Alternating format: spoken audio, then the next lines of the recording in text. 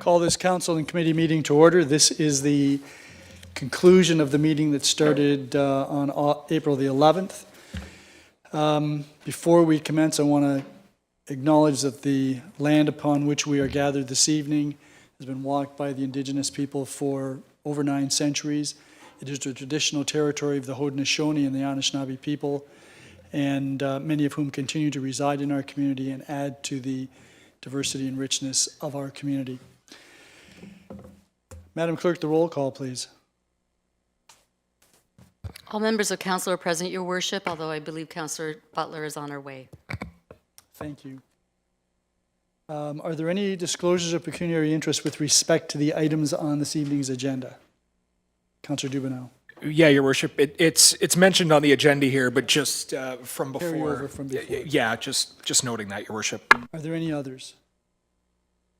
If not, then I'm going to hand this meeting over to Councillor Dubanow for Planning and Development Services. Yes, Your Worship. Thank you. Thank you very much.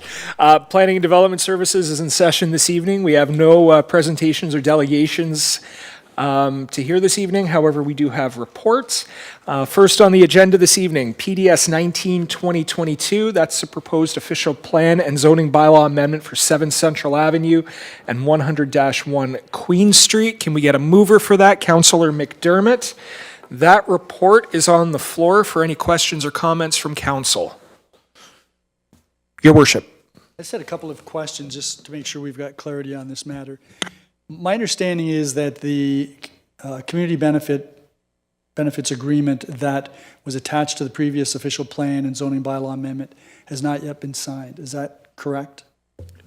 Mr. Hurlovich? Yes, Your Worship, that is correct. The agreement is not yet And signed.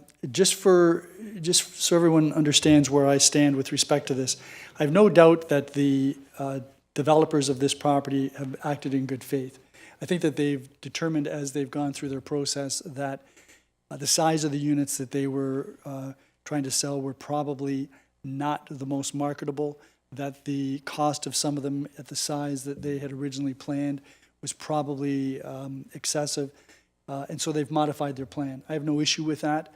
I have issue with respect to the community benefits aspect, which was triggered by the height, and that was the trigger for us in the original official plan amendment and zoning bylaw amendment.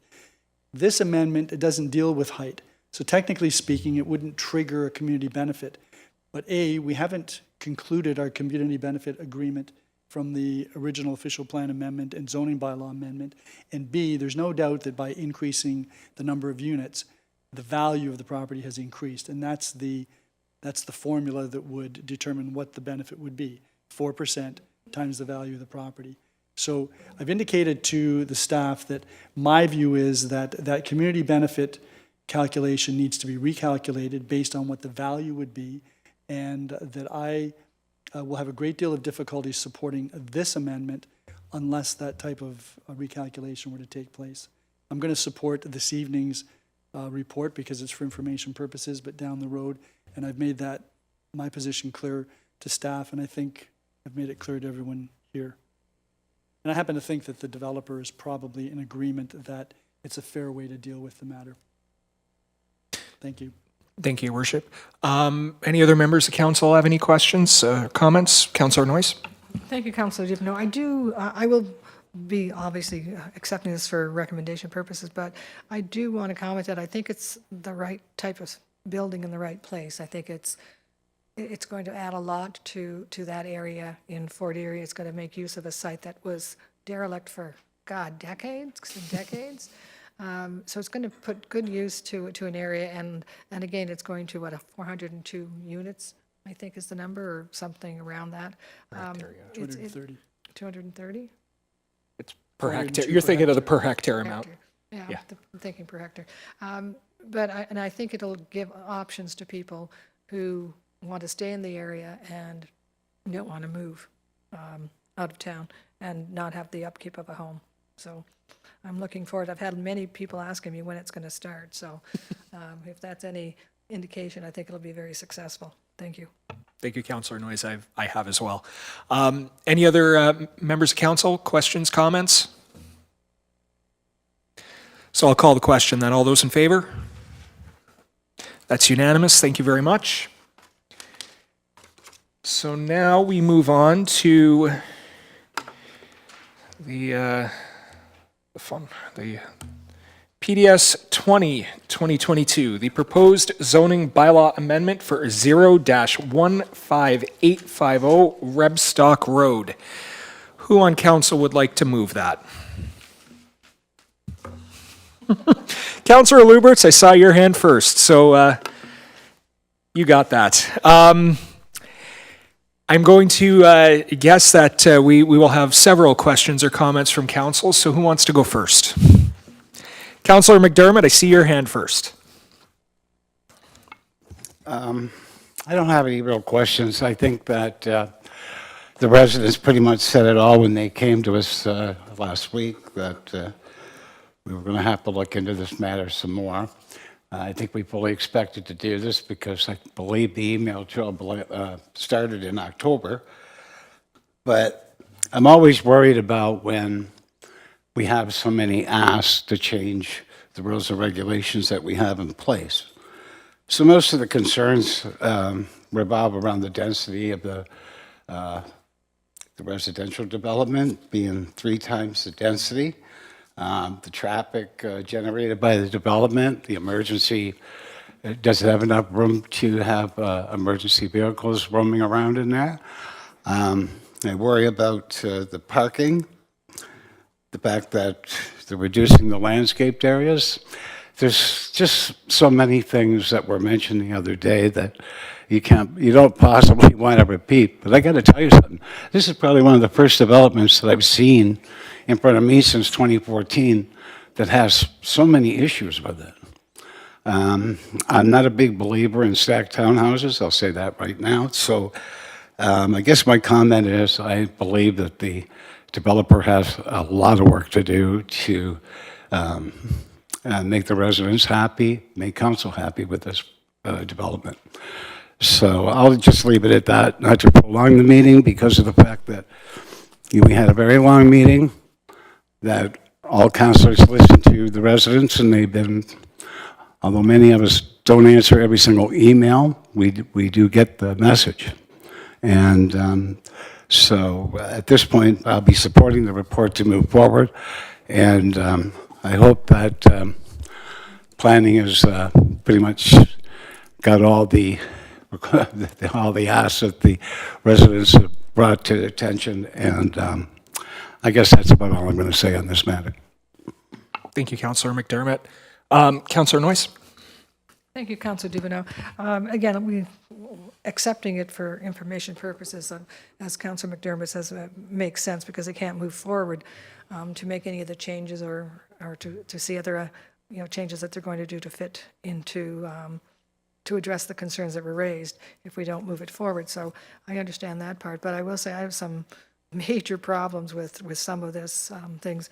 One of the things, I know they referred to the regional official plan, and the things that they said, that it's supposed to be affordable, accessible, and suited to the needs of a variety of households and income groups in Niagara. I don't think this particular development does any of those. I don't think it's accessible. I don't think they're affordable. To me, a 400 or 500 square foot apartment with one window at what, 500,000 or 600,000 or whatever the price is considered affordable. So having said that, I don't think they're meeting the regional official plan's desire for higher density. The other thing too is that the lack of space. Like, I know it's by a park, but that's not their park. It's everybody's park. And if you're going to have that many units, think about how many children you're going to have in there. And there's really nothing for them within the development itself. Yes, there's a park fairly close, but in regards to privacy and things like that, there just isn't any. So I think that's a big concern. The other thing is that in different parts of this report, it talks about 3 stories. Well, if any of it's 5 stories, then it's a 5-story building. I don't get that. Where in the report it talks about being 3-story, but it's 5-story. I mean, I can count to 5, but anyway. I know it's not all across the board that is 5-story, but part of the buildings are 5-story. The other thing is the shading. When it comes to be April, I think March and April, you're going to have the shading, basically your whole backyard for the residents to I think the Rebstock Road or the Ridge Road, whichever, I can't remember which road it is, but all those residents are going to be in the shade for a great period of time until the sun rises, until it gets late, like the sun stays up later in the day. And so that's going to be, I think it's going to affect their quality of life. And the fact that they're back-to-back townhouses, I would like the fire chief to kind of explain to us in regards to fire safety and if they're even trained to fight these type of fires in this particular type of building. Because, they look huge, and to be that deep and to have separate entrances for each person, I'm not quite sure how that would work if there was an emergency. So that's all I'll say for now. Thank you. Thank you, Councillor Noyes. Any other members of council? Councillor Zanko. Thank you. I agree with Councillor McDermott and Councillor Noyes, and there's really not much more I can add to that. I just do want to say that I know this is an information report, but to the Director of Planning, I'm very shocked with all the requests here as well. I also am not sure how I feel about back-to-back stacked townhouses, but I can tell you I am certain that I feel that they are not fit for this area. So I'm hoping that the developer hears all of these concerns and perhaps comes back with something that's a little bit more suitable and works with the neighborhood much better than current. And that's all I'll say to that. Thank you, Councillor Zanko. Councillor Lubberts. Yes, thank you very much, Mr. Chair. I have a few questions here, and I think I'll just go through the report page by page. On the second page, it goes on about all the requests from the developer, and then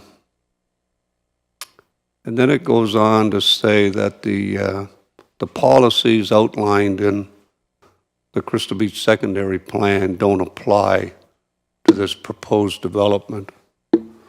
But when you go through the report, you need to know why staff is constantly referring to the Crystal Beach Secondary Plan, that the policies don't apply to the development. And they want to keep mixing the two together. So my first question is, outside of the Crystal Beach Secondary Plan, what is actually allowed to be built on that property according to the zoning that it has? And I don't want to hear anything about the secondary plan. Mr. Hurlovich, would you like to jump in on that and describe the existing zoning on the property before the secondary plan takes effect? Thank you, Mr. Chair, Councillor. The current zoning is a neighborhood development, which means existing uses and a detached dwelling. So in essence, one housing unit on it. So they're looking for a multifamily designation. And if I could get clarification on that, can anything be done with an existing neighborhood development zone, or does it require an amendment with council to change any use on the property, whether it's to build another house or any of that use? They could build one house with a building permit from the building department. Okay, one house. Thank you. Councillor Lubberts? Yes, thank you very much, Mr. Chair. And then on page 3, it talks about the density targets. And I think this comes from the region. They talk about the minimum intensification target that's in the regional official plan, and that's at 15%.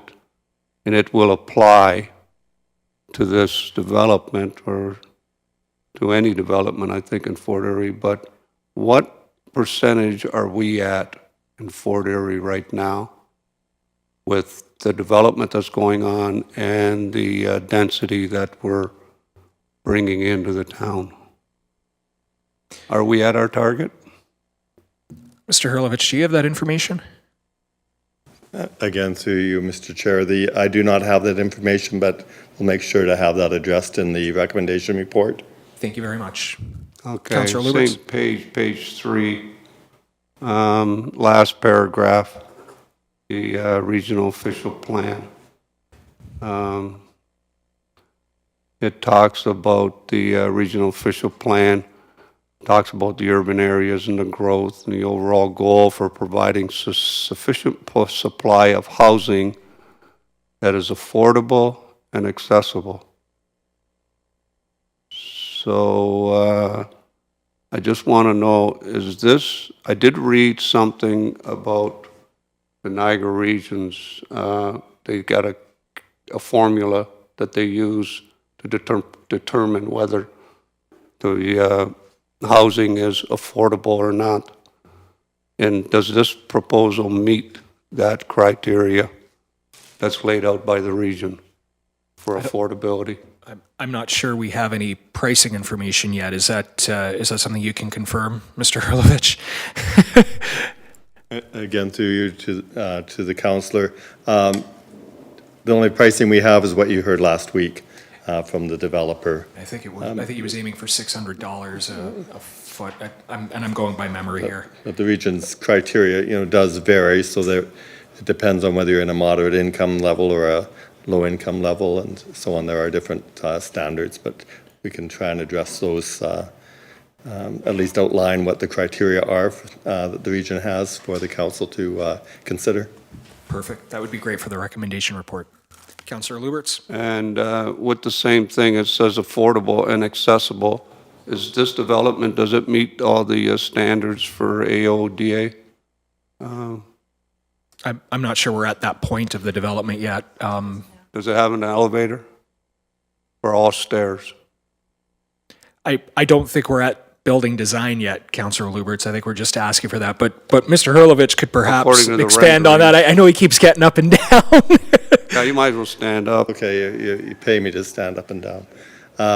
So again, through you to the councillor, the design that has been presented to council would require that you either go downstairs or upstairs to get into a unit. And they're not proposing any elevators that we're aware of, are they? They are not. Okay, thank you. Councillor Lubberts? So they're going to have they're going to have a problem meeting that standard? Is that what I'm hearing? With no elevator? Well, I would have to look at how the region outlines that standard, whether it's saying that every unit must be accessible or whether they're saying that units within a community must be accessible. So I'll have to look at that. Okay, all right. And page 5, again, they're talking about the Crystal Beach secondary plan, and I know the policies don't apply to this, but it's in the report. And then it says an analysis of the proposal with respect to the conformity of the secondary plan will be included in the recommendation report to council. I'm just wondering, why are we going to use the secondary plan to see if it conforms with the secondary plan? When in the report, it keeps telling us, secondary plan, the policies don't apply to this. I need to know why we're using the secondary plan if it doesn't apply. Again, Go ahead, Mr. Hurlovich. yes, to the councillor, the secondary plan is not yet approved by the Ontario Land Tribunal. It does represent council's latest intent.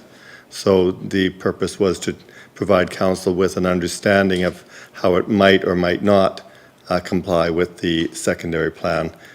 At this point, the current official plan does not have a density limit, but as you know, the secondary plan does have a density limit. So those are two different standards, and I think it would be helpful for council to understand that. Thank you, Well, Councillor let's Lubberts. ask this question then. Let's say we didn't have a secondary plan. What criteria would we use to to determine if it meets the merits of something, our official plan, I would assume. If we didn't have a secondary plan, we'd have to use our official plan and our comprehensive zoning bylaw. So will we get the merits based on those two items? And I'm thinking of having them stand alone to see what the merits are, if they meet the criteria, and then have using the secondary plan separate. So my problem is, Mr. Chair, is this is getting all mixed up. This whole thing's getting muddied with the fact that we're using a secondary plan that we keep getting told the policies don't apply. Well, Councillor Lubberts, how about we let Mr. Hurlovich answer the question you just asked about the secondary plan versus comprehensive zoning bylaw and the official plan, and how that might be able to be reconciled within a recommendation report.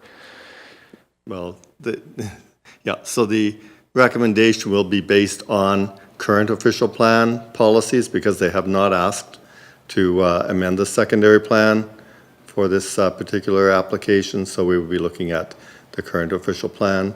So we will be providing council with that information for those who wish to see what the secondary plan has. I think it's important, as I said, it represents council's latest intent. Thank you. Okay. Councillor Lubberts? One thing too, before I forget, I think we all got an email from Mr. Aldridge asking a bunch of questions. And I'm sure that you got the email too. Yes, I read it today. And can we just verify that he'll get his answers by email? No, he will not receive his answers by email. The answers will be in the report to council. It's council which will make the decision. Thank you, Mr. Hurlovich. Any reason why he couldn't? Because we probably Point of won't have order. all the Point of answers order. Yeah, Your until we Worship. write the report. Yeah, the point of order, there was a public meeting. The public meeting is over.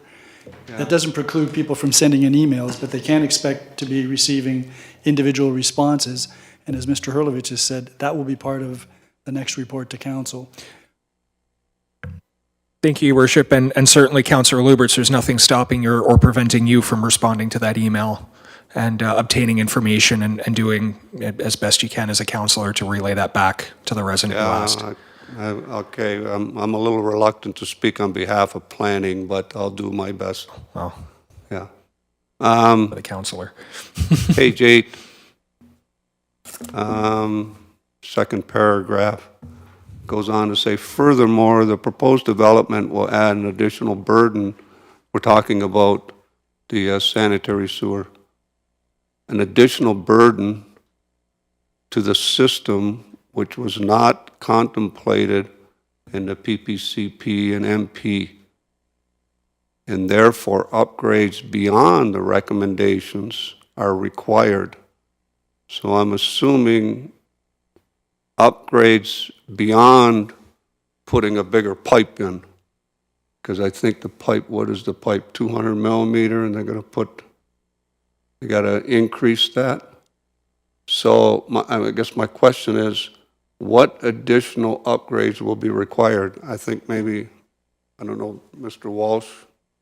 Well, let's see if Mr. Hurlovich has that information, because I think this might have been addressed in a fleeting way during the public meeting. But perhaps, Mr. Hurlovich, you could address this or pass it off to Mr. Walsh if you feel it's more appropriate. I can only say that I don't have the answer, so if Mr. Walsh is able to answer, then I would leave it to him. Otherwise, we will again address the Recommendation specifics in report? the recommendation report. Thank you, Mr. Hurlovich. Mr. Walsh, did you have any comment or any information on Yeah. Councillor Lubberts?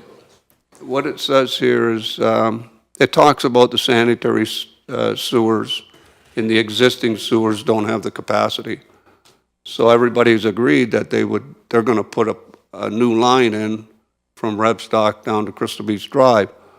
But it also says in here, it says, furthermore, the proposed development will add an additional burden to the system. So I'm just wondering, what are the additional burdens? When, through you, Mr. Chair, when we completed our sewage master plan a few years ago, we identified that that sewer was undersized for proposed development upstream of it. As a result, we needed to upgrade it from an 8-inch sewer to a 10-inch sewer. With the proposed density through this development, beyond the 10-inch, it has to go to a 12-inch sewer diameter. A bigger sewer still. Thank you, Mr. Walsh. That's the additional burden. Oh, so that's the only thing. What I'm reading here, that was a problem. The size of the pipe, you got to go from a 200 to a 300 or, Yeah. right, to a 300 millimeter. But what I'm reading here, there's additional problems. No, there's No. nothing additional. Okay, all right. And the stormwater management, the system that they're going to be using, the underground tanks and whatever, is this widely used? Has it been verified that it's efficient? Through you, Mr. Chair, Stormwater we have numerous existing facilities like that already. Okay, We're quite happy with. all right. And I don't see that our fire department is here, so I guess this question will have to come, or answer will have to come later. But as far as EMS and fire and all the other emergency response, how does this development compare to accessibility for them with the condensed parking and all the other issues included? Are we okay with everything, and is there some kind of report, or is there some kind of criteria that our fire department uses to assess whether it's a good fit? I do know that there is criteria that they use for turning radiuses and other things, but I see Mr. Hurlovich writing some notes down there, so I'm sure he can contact the fire chief and ensure that that information is included in the recommendation report for you, Councillor Lubberts. Okay, and I think that's all the questions I have, other than the other comments that I've made before, and I've upgraded that comment to, it seems to me now they want to put 10 pounds of sugar in a 2-pound bag. And I don't know that I can buy that. And secondly, I think we all got the email from Councillor Noyes talking about the stacked townhouses in Toronto. I think it was North York region, somewhere around there. But anyway, they're looking at doing away with stacked townhouses because they're finding that they're not efficient, and they're not an efficient use of building or whatever it was in the report. So I don't know if staff got that article, but I think we need to take a close look at that, and if that's the trends that other major cities are leaning towards, then we need to take a serious look at whether we want to start getting involved in something that City of Toronto, for instance, is starting and thinking about shying away from. Thank you, Mr. Chair. Thank you, Councillor Lubberts. Councillor Butler, I see your hand raised. Thank you, Mr. Chair. I just wanted to weigh in on this. I know that each developer has their own style of development when they start a project, and I have to say that I listened to all the delegates last week and did a little bit of my own homework as well, and I personally don't feel as though this particular design work is suited for the neighborhood. I did take a drive around the town to see what other developers have done. And one that's really impressive is off of Butler Drive North. West Wind Development has some townhouses that they built on a small portion of the large piece of parcel that they have.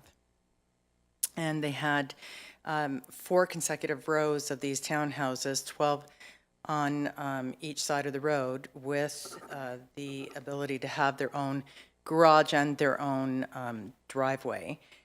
So for the same, I believe roughly the same parcel of land, they were able to fit 36 individual condominium homes on one level, 1.5, I think. So when I look at that kind of a development, and I think that that could aesthetically fit into where this developer has that piece of property, and not be so burdensome with the amount of parking spaces and where they're positioned, I believe that there are better possibilities suited for that parcel of land. I'm not in agreement with the style that is being represented, nor am I in agreement that because we have a mandate to infill, that means we just bombard every small little piece of parcel that we have. I don't believe that this is the right design plan for this project. Thank you. Thank you, Councillor Butler. Your Worship, you had your hand up.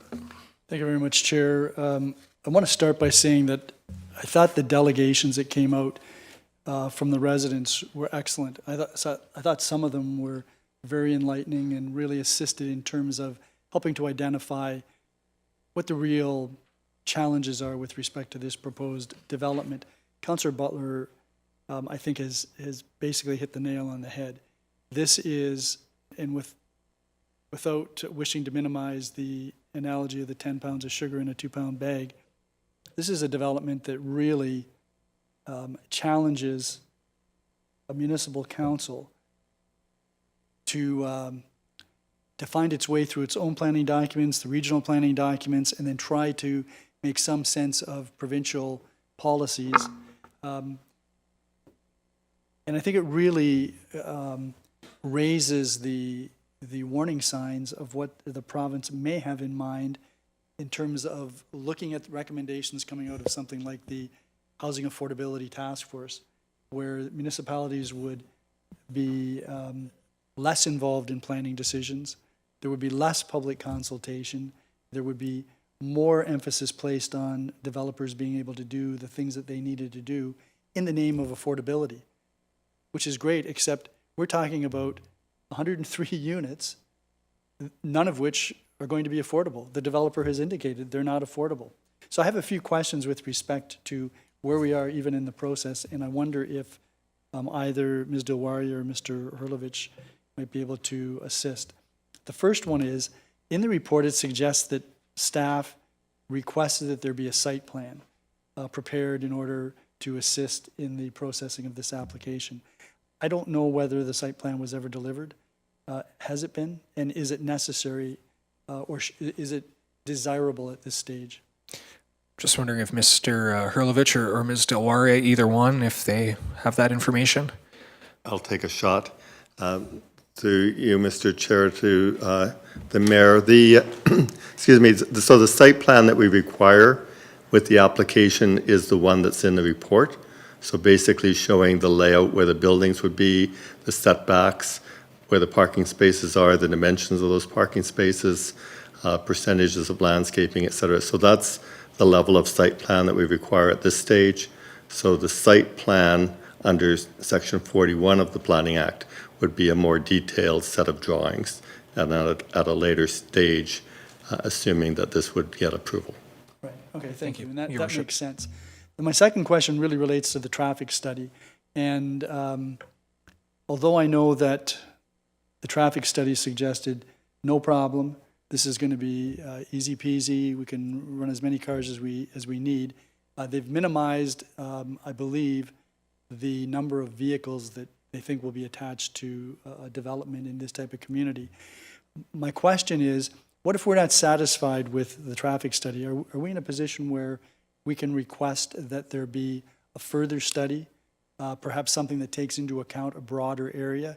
As you know, we've been very concerned about the development along Gorham Road, south of Dominion Road.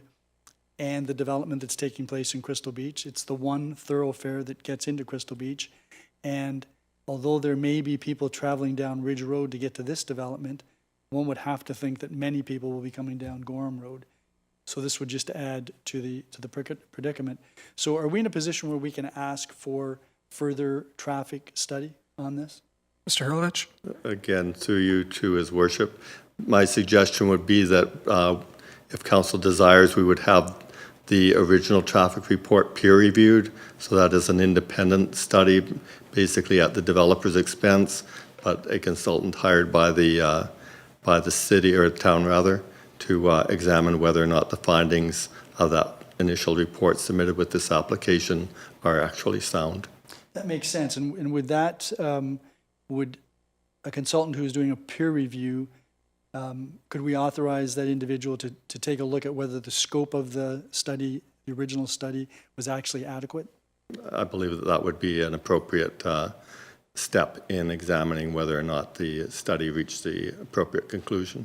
Should we be requiring that type of peer-reviewed study before we approve the information report? Or should we require that when we deal with the information report? In other words, should this be adjourned so that that type of study can be done so that we can get a look at that as well? Mr. Hurlovich? Yeah, it varies, but certainly more with environmental reports where we do not have an environmental or an ecologist on staff. We would often ask for that ahead of time, but I don't think that authorizing this study to move to the next level would prejudice asking for that peer review now and then waiting until that peer review report came in before reporting back to council. Okay, thank you. So how do we go about requesting that peer-reviewed traffic study? Well, Add that to the recommendations in the report? yes, that would be appropriate.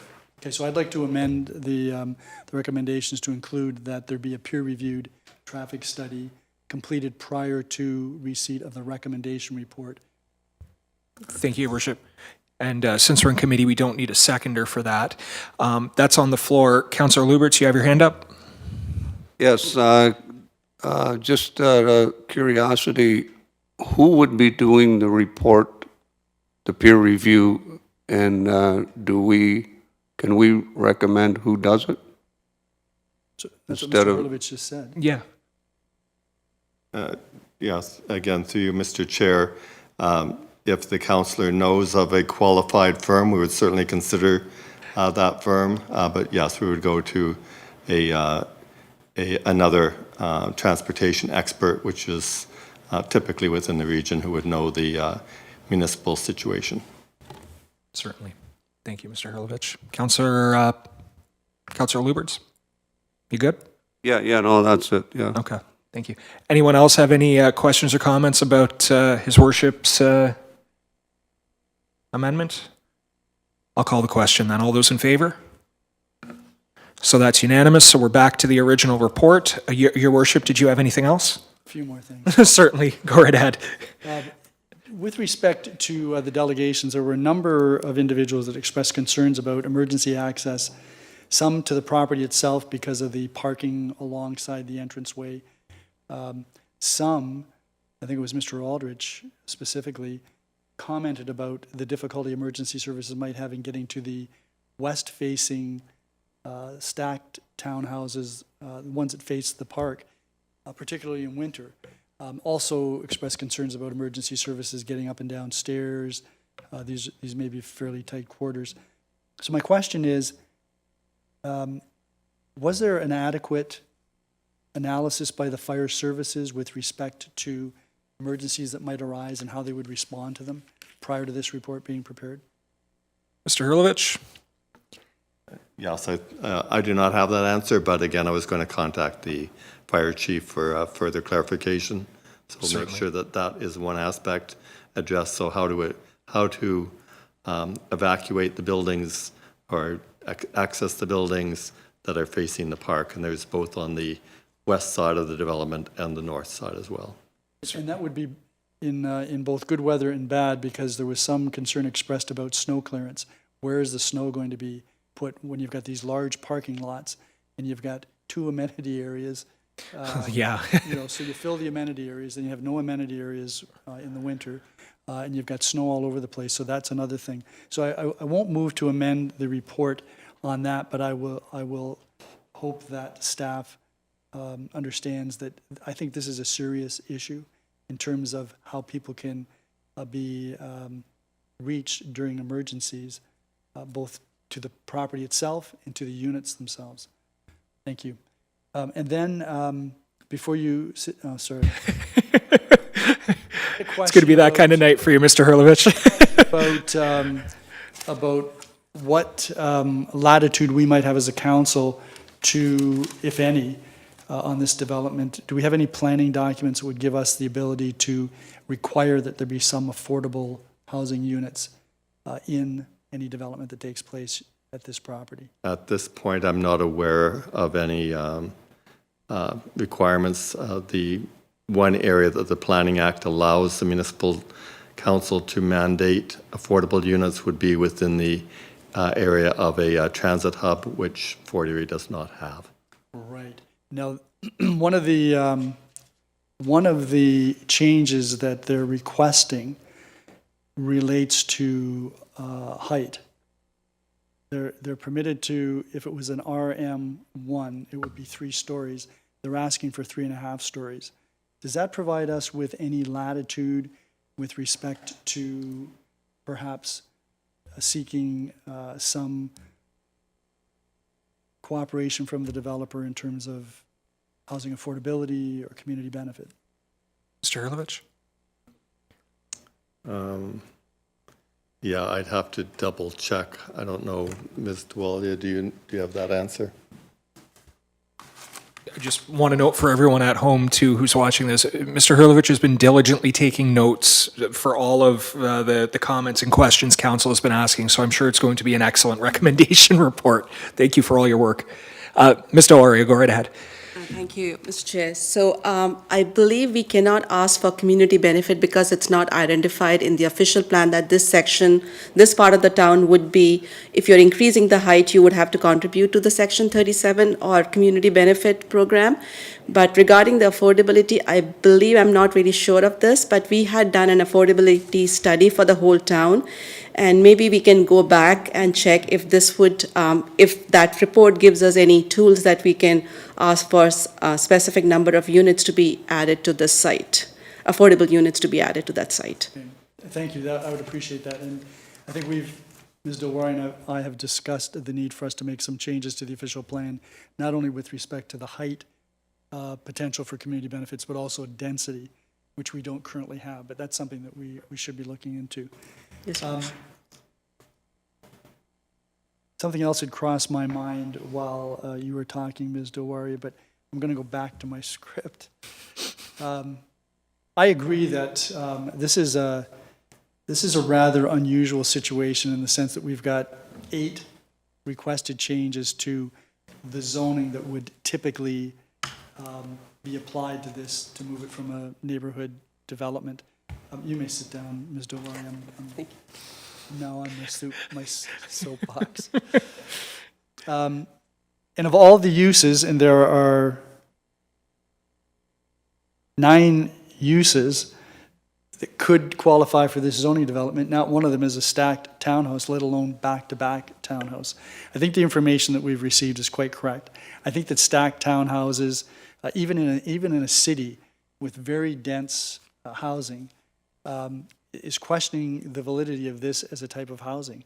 And in terms of the town of Fort Erie, or just about any municipality in Niagara with the possible exception of the largest city, one can't possibly imagine why a municipal council would approve this type of housing.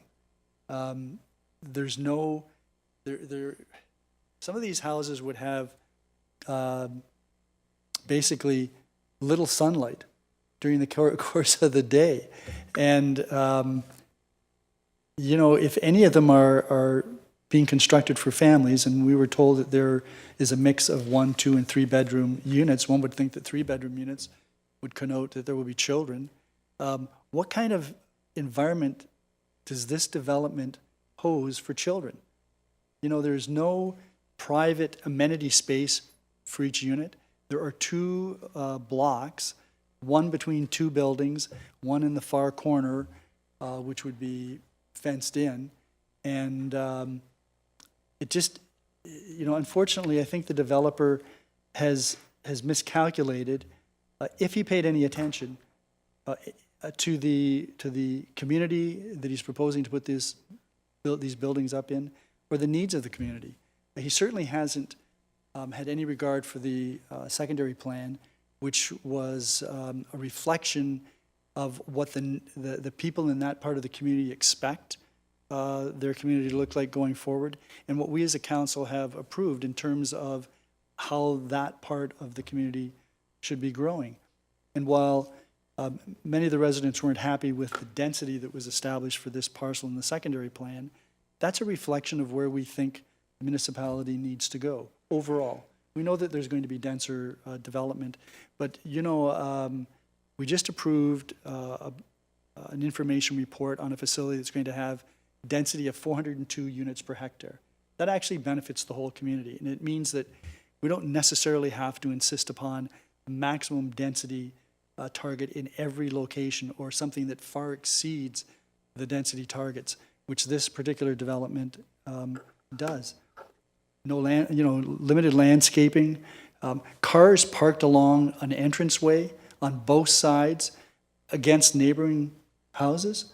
Who would want to have car doors opening, closing, people beeping when they push their button to lock their doors or to open their doors? Yeah. Which I don't do, because I think it's terribly discourteous, but that's the way cars are built, and that's the way people operate. It's, you know, the other interesting thing is the 400 square foot units were $400,000 until there was some questioning. Now they're only $600 per square foot, which means that they're $240,000. That may actually be affordable, except I don't happen to believe for 1 minute that that's what those units are going to sell for. They're going to sell for something far greater than that. So there is an opportunity, or there could have been an opportunity for affordable, and that really gets to the regional's official plan, which I think Councillor Noyes made reference to support growth that contributes to the goal of housing that is affordable, accessible, suited to a variety of households and incomes. This doesn't hit that nearly close enough. The town's official plan, compatible integration with surrounding areas and not negatively impact on lower density residential areas. Well, this is right up against, this would have, I don't think any of us are remotely satisfied that this wouldn't have a negative impact on the neighborhood. Not only would it have a negative impact on the neighborhood, I think it would have a negative impact on that whole area, which includes, you know, edging over towards downtown Ridgeway. I mean, I don't know if blight is a fair comment, but it's what's in my mind, that this would be a blight upon the landscape. And that may be overly harsh. I'll apologize to the developer if that's overly harsh. There needs to be appropriate open space, including landscaping and buffers. Doesn't hit that either. 2 blocks of amenity areas for 103 units. It's I'm just trying to think of where, you know, aside from some apartment buildings that we have, and even some of them have much larger park space like Albany Place, I'm just trying to think of where we would have this type of density, this type of housing with so little amenities, when we can pretty much anticipate that there would be children living in this area. What kind of neighborhood is that for children? And then, of course, safe. Our official plan talks about safe driveway access. The significance of the secondary plan, which does not specifically apply to this, is that it gives a reflection of where we think the community is going, where the people who live in that part of the community think the community should be going. I think that's the importance of that. And you're right, it's not binding, and in fact, this developer has appealed the density targets that we set for that property because they don't fit with his view of the neighborhood. One of the questions that I didn't ask the planner for the developer, and I'm not even sure if I can find it now, had to do with the question about who's best suited to determine what's in the best interest of the community. A planner or a developer who knows nothing about the community, or the people who represent the people who live in the community and the people who live in the neighborhood that's about to be affected. This community, this council cannot be criticized for acceding to NIMBYism. There have been many, many occasions where we have made decisions which residents have not been particularly happy or comfortable about. But in our view, they've been in the best interests of the community in terms of the housing that we need, in terms of trying to meet the needs of the community. So I don't think we can be criticized if we take aim at this particular proposal, which is far beyond what most of us, and according to everyone who's spoken, those who think that this does not fit into our community. So I'm going to support the report going forward. I'd want the traffic study. I would want to see something from the fire services as to how these emergency matters are going to be addressed. There are a number of other issues that have been raised by residents. I won't go through all of them.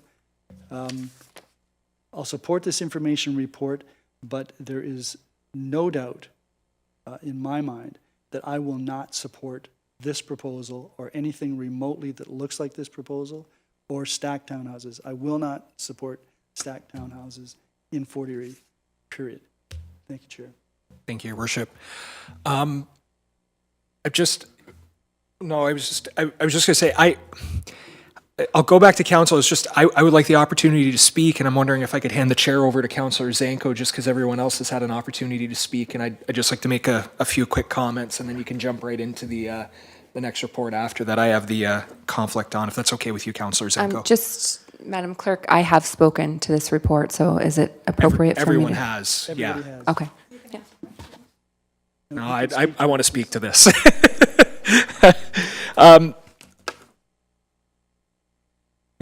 Thank you, Madam Chair.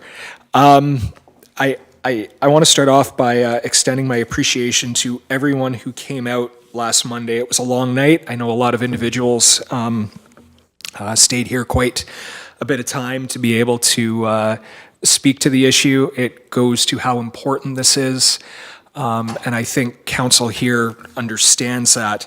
I think some good points were raised by the individuals that evening, particularly with regard to the ingress and egress and the parking lining those houses.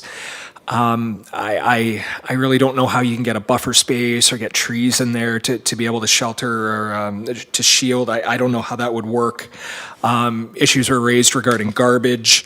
I thought there were some excellent points about prohibiting, should this be approved, prohibiting short-term rentals to ensure that they are used as homes and that you don't have individuals coming in and out. That seems to be something that council is moving aggressively on as we approve new developments and new projects in town. And I would certainly hope in a recommendation report or any future bylaw that's proposed, regardless of what gets approved for that property, that's something included. I want to speak to something more philosophical about the challenge we're facing with the cost of property and the balance of the cost of property and density.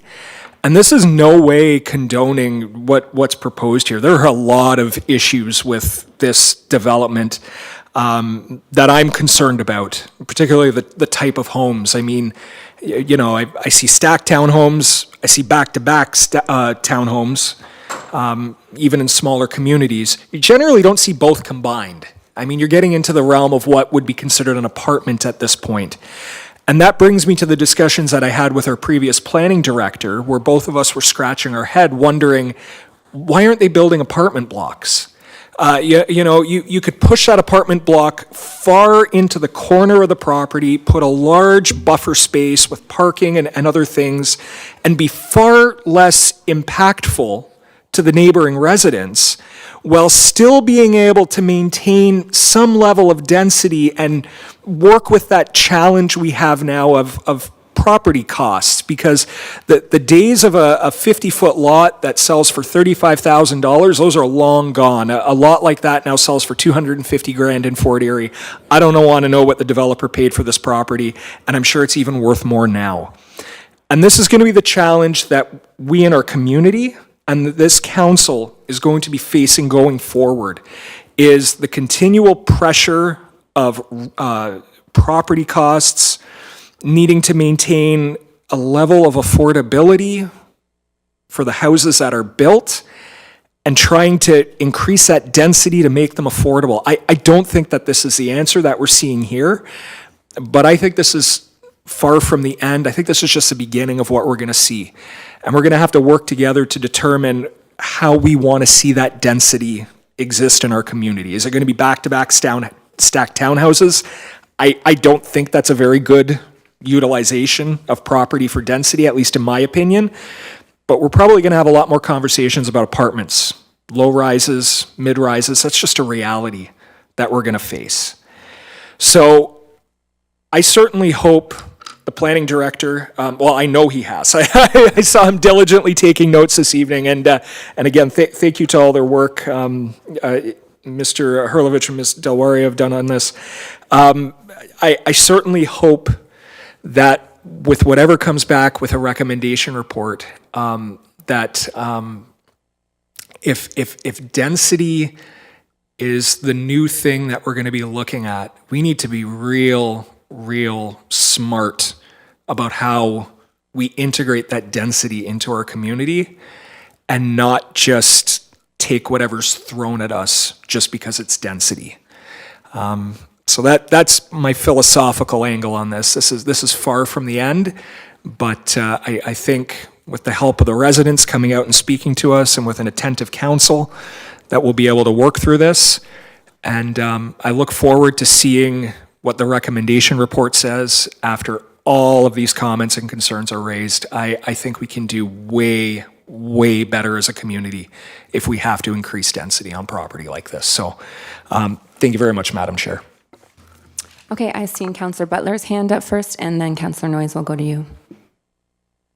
Thank you, Madam Chair. I came here late, so I don't know what was said prior to my attendance, but to Councillor Dubanow's point, I agree we do have to be careful with how we impact the future with density plans. And to the mayor's point, he raised some negative impacts as a direct result.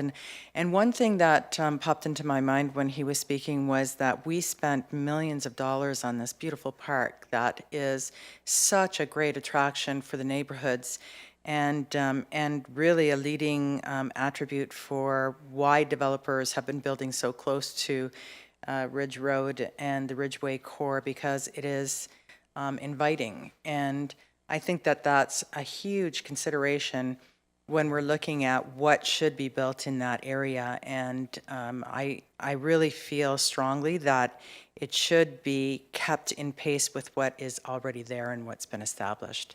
And that was my final point. Thank you, Madam Chair. Okay, thank you. Councillor Noyes. Well, thank you, Councillor Zanko. I'm just not trying to overemphasize the sun problem or the shading problem, but when I'm looking at this report, I guess I'm going to ask the question, is that this isn't the town's report. This is the applicant's report on the sun shading, right?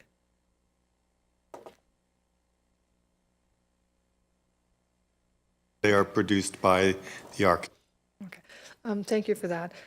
Having heard that, when I'm reading this and I'm thinking, okay, you know, like there's a bit of a play on words here. They talk about evening, and then they talk about late evening, but they don't really define any of the terms, because if you look at the pictures and you read the description of spring, summer, fall, and winter, it doesn't quite jive with the pictures and the narrative. Because according to the one thing, and let's say the spring that I brought up before, late evening is considered 6 o'clock. That's when it's going to be shaded, because if you look at the picture, late evening, okay, it's pretty much in the shade from Actually, it'll be 5 o'clock as of the 21st of March, not the 20th.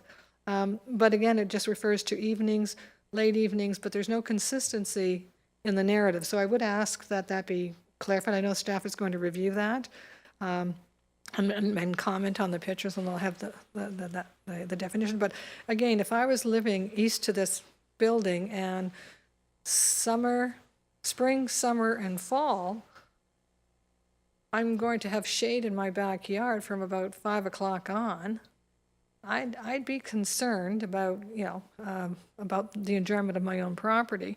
And the interesting thing, in the wintertime, they talk about that the park's going to be impacted during evening hours. Well, it's dark at 5.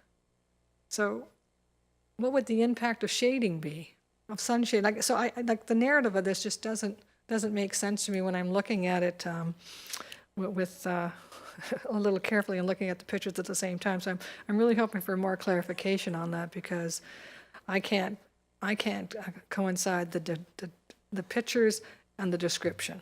So that's one of my comments for that.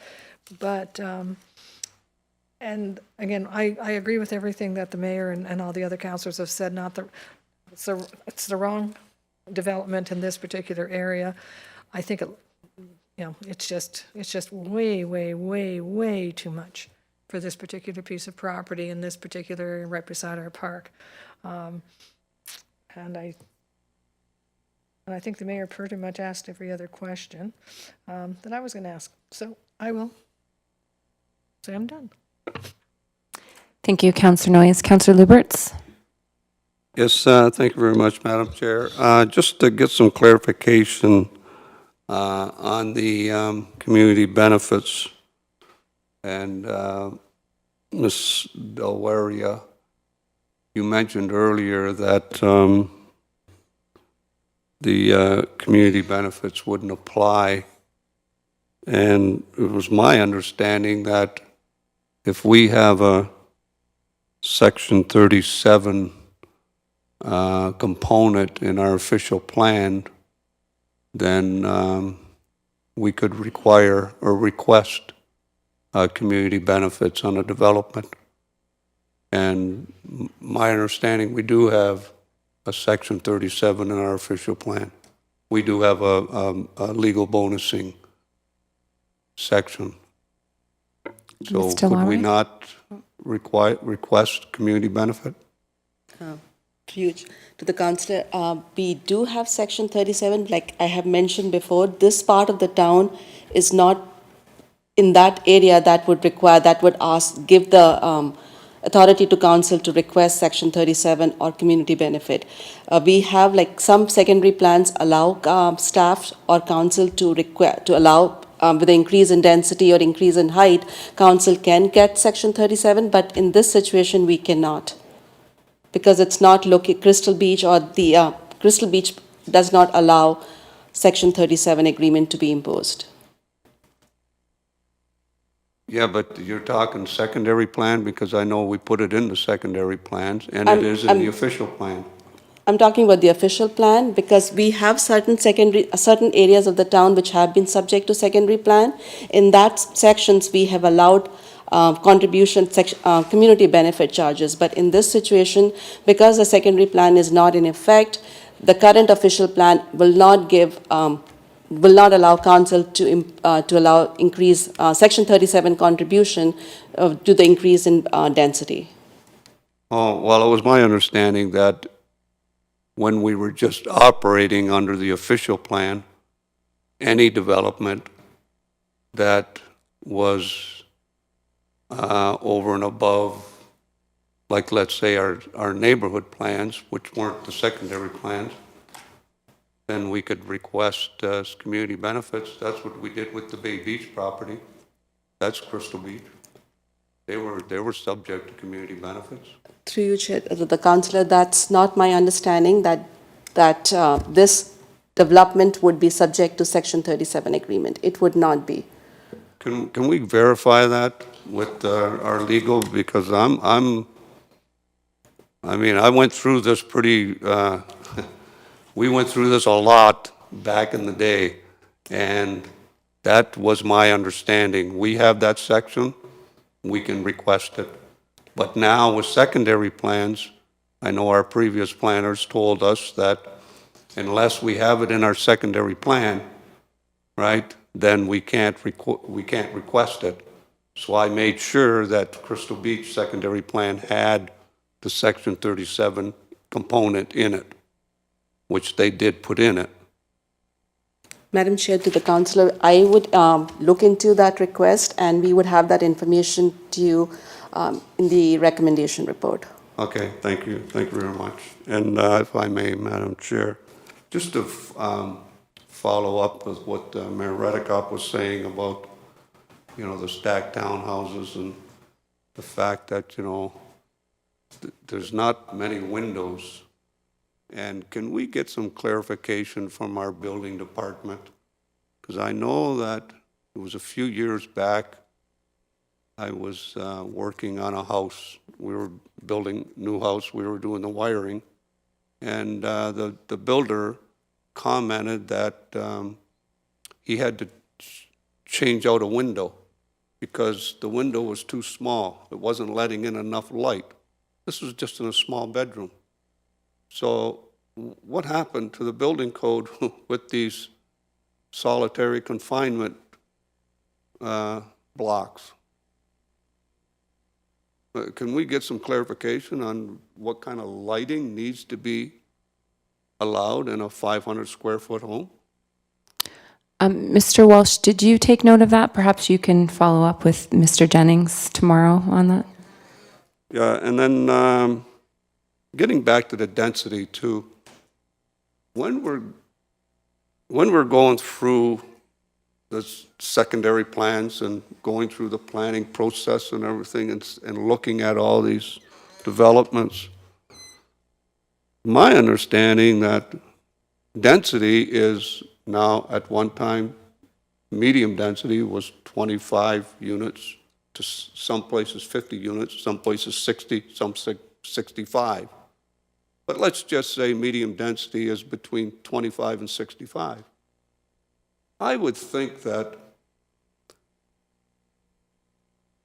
the reason it's between 25 and 65 is because if you got a piece of property and you can get 25 units per hectare on that piece of property, then you can build it.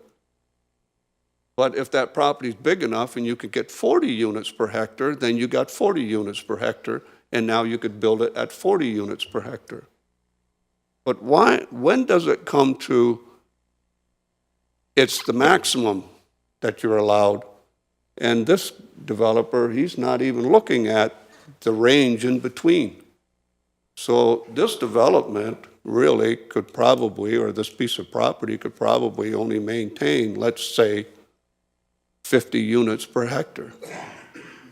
So when they're in the stage of the process going through with their development, would it not be like, well, this is the size of the property you have, this is all you can do.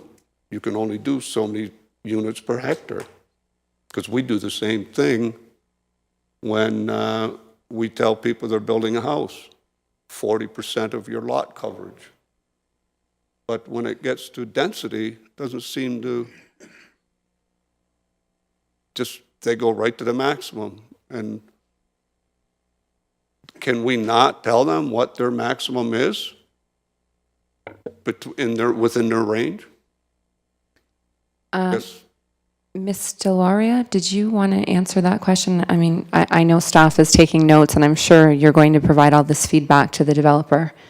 To the councillor, we can definitely do that, but in this situation, the official plan designation is urban residential, which does not provide any parameters for density.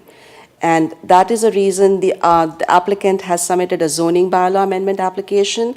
Official plan amendment is not in effect because the density regulations are not outlined in the urban residential designation. Okay, thanks. And just one last thing, Madam Chair, just to follow up with Councillor Noyes. We were talking about the shadowing. And can we I don't know if staff or the developer. My understanding is daylight savings times, we're not going to be changing the clocks. They're going to stop doing that in 2023. So these shadow studies don't reflect what's going to be happening in 2023. They're based on daylight savings time, right? Clock changing. So can we ask them to take into consideration what the requirements are going to be in 2023? Because you got less than a year Madam under Chair, that shadow study that they just did. Madam Chair, to the councillors, we would discuss that with the applicant and we'll have that information for you. Okay, all right, thanks. Thank you. Mayor Redekop? Just, yeah, Ms. Delwaria, just to clarify. So I suspect that part of the Bay Beach, I don't know this, but part of the Bay Beach community benefit may have arisen out of the fact that the town owned the property and agreed to sell the property to the Molinaro Group. I think that's what maybe gave rise to the community benefit, if it wasn't in the official plan at that time. However, I just want to make sure that we're on the same page here, that we need to make modifications to the official plan to ensure that height and density are factors to be taken into account in terms of this council being able to request community benefits. As density grows across the community, we want to make sure that there's something that we can provide to the community in terms of affordable housing or additional amenities, et cetera. So you'll be, I guess I shouldn't be asking you, I guess maybe Mr. Hurlovich I should be asking, but that's something that staff will be able to work on. To you, Madam Chair, to the Mayor. Yes, staff will work on it, but I would say it's not an overnight thing. I understand that it's an amendment to the official plan and it would require a public process. That's correct, thank you. So I appreciate that, but if we don't start, we don't get there. Yeah. Thank you very much, Madam Chair. Are there any further comments or questions? Seeing none, I will call the question with regard to the report as amended. All those in favor? And that carries. Councillor Dubanow, I know you've declared a conflict for the next report and you've asked me to take the chair. However, I do have comments and questions, so I'm wondering if perhaps, Your Worship, you might take the chair? I'd be delighted. Thank you. Can I have a mover then for report PDS 23-2022, Councillor Butler? The report is on the floor. Any questions or comments? Councillor Zanko, we'll start with you. Thank you. With regard to the report, I find it very interesting. I don't think I support the spend that is being recommended here, but just wanted to point out a few points, if I may. First of all, what I find really interesting is rescue organizations actually provide a community service. They work with the community on rehoming animals that might not have a chance, senior animals, animals that are disabled. In most cases, rescue organizations are formed because they may not necessarily agree with Humane Society's euthanizing policy. So I want to point that out first. And I don't really understand why we would need to have a real formal policy with a spend of $30,000. I did notice that London has a very good animal rescue policy. My thoughts are is perhaps we shadow London's policy. Now, I know it also indicates in the report that there is a number of rescue organizations that are likely operating without any type of license. And I do find that interesting. I wasn't aware of that. However, I know that this probably stemmed because there are individuals who want to ensure that they do things the right way. So I think that's how this all stemmed. My other point is, I know that this report talks to keeping organizations accountable. Rescue organizations would have the same reporting abilities as SPCAs or Humane Societies would. Essentially, PAWS would be the governing body to keep these organizations accountable. That is the only governing body that I'm aware of that even enforces, policy and procedure for our local humane and SPCA's. So I did just want to point that out. I know that there is several comments about making sure that, there's proper quality. But when you look at the London's policy, they do have, I'm just flipping through it here, they do have several requirements. And just pointing out that, these requirements are basically, I believe it says that the manager in the town is responsible for this. That's another key point, simply because rescue organizations and SPCA's or humane societies essentially do compete with adoption. So there is a conflict there. But, at the end of the day, I want to point out that we should really be looking at ways to help rescue organizations because they really are doing a community service. I applaud council for even accepting this report and focusing and spending time to ensure that, this is on our radar. And that's all I had to say. Thank you, Councillor Zanko. Did you want any comment from Mr. McCaffrey, the author of the report? I didn't really necessarily have questions. I think the report was well written. I do apologize that I wouldn't be supporting the $30,000 spend. I don't think it's needed. But I may have questions after I hear some of my colleagues speak, but at this time, no. Okay. Councillor Noyes? Thank you, Mayor Redekop. Councillor Butler? I have some questions again. Again, I'm all for animal rescue groups and fostering and taking good care of our animals.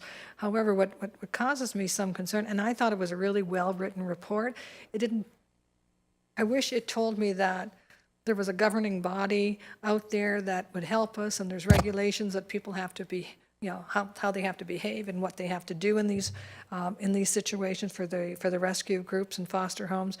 But what the report emphasizes is that it's just not regulated. It's an unregulated activity that's happening, and some municipalities like London, for instance, and it's also referred to here very well in regards to Mississauga, they have taken some steps, not necessarily to regulate, but to build in, compliance relationships, I think is how it's referred to in the report. I wouldn't object to the $30,000 if it was geared more towards London coming up with a process for the town of Fort Erie as London has and as Mississauga has, as opposed to trying to write a regulatory body for all of Ontario and the coordinating the SPCA and the rescue animals. I think it's too big. I think if we could narrow down the scope and say, okay, we recognize that this is a valuable service to the town. However, there has to be some safeguards put in place and concentrate on the safeguards and the compliance in regards to inspection. I could support the $30,000 because, to be perfectly honest, it doesn't go very far. But I think this was a well-researched report in regards to emphasizing the lack of regulation, the lack of, provincial, and they said municipal, provincial, even country, to deal with this particular type of situation. I think we're too small to address that big thing, but I think we can improve the situation within our town as Mississauga has. Thank you. Councillor Noyes, there was a question in there. I'll recognize the question because I'd like to hear from Mr. McCaffrey. What does $30,000 get the town of Fort Erie? Does it get us something similar to what Councillor Noyes was hoping it might lead to, or is it something else? Mr. Mayor, I believe it would serve a number of purposes. I believe it would initiate a process for the town of Fort Erie for rescue groups, as well as addressing deficiencies in the bylaw. There's a number of deficiencies identified which would need to be addressed separate from the rescue agencies. Which would facilitate town staff in enforcing whatever the bylaw is? Correct, sir. There's a number of areas which we're having difficulty enforcing because they're not clearly identified, allow us to do that. Right. There's definitions missing. There's specific sections which should be included in the bylaw. So there's two separate areas would be addressed, improving the bylaw as well as looking at a process for rescue agencies. Yeah, I'm going to go back to you, Councillor Noyes, because Mr. McCaffrey answered your question. It's part of it. When I'm reading this report, I see that it's really limited, or the scope is limited to the regulation, control, and registration of animal rescue groups. It doesn't, I understand what Mr. McCaffrey is saying, is that when you go over the whole animal bylaw that we have, it's quite extensive, and there is room for improvement and further clarification. But that's not what this $30,000 is indicated. I mean, if it's going to add to that, I can definitely accept that, but that's not what this report says it's going to spend the $30,000 on. That's what Mr. McCaffrey just said. He's I the know- author of the report. I know what, with all due respect, I understand what he said, but when I'm reading the regulation, control, and registration of animal rescue groups, it doesn't, it's all about animal welfare and rescue groups. It's not talking about the bylaw itself. I can accept that that's perhaps the intent, but that's not what the report says. Would you like to clarify? I think my last page kind of clarifies what the intent of this report was. I think there's 4 bullet points, which I believed that $30,000 would be put towards. That was my intention. And that's page 8. With all due respect, I do apologize, because I do see that the 3rd bullet is to adequately define terminology for designated groups referenced in the existing bylaw.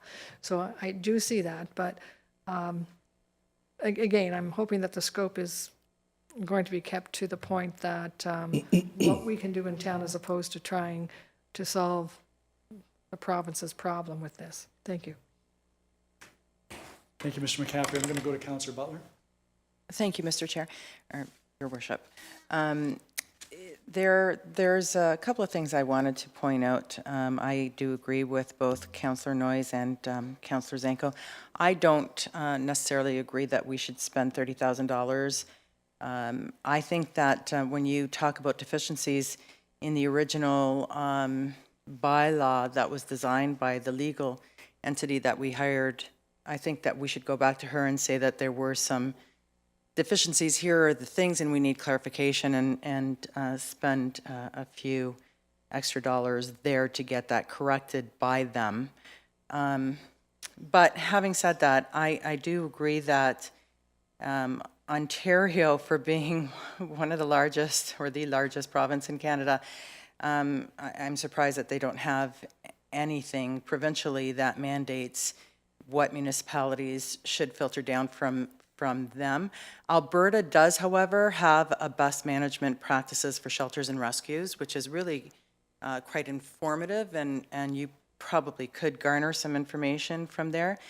But to Councillor Zanko's point, there isn't anywhere, I mean, I tried to Google as much as I possibly could, there isn't anything out there by any municipality that is dedicated to the management and best practices of rescues.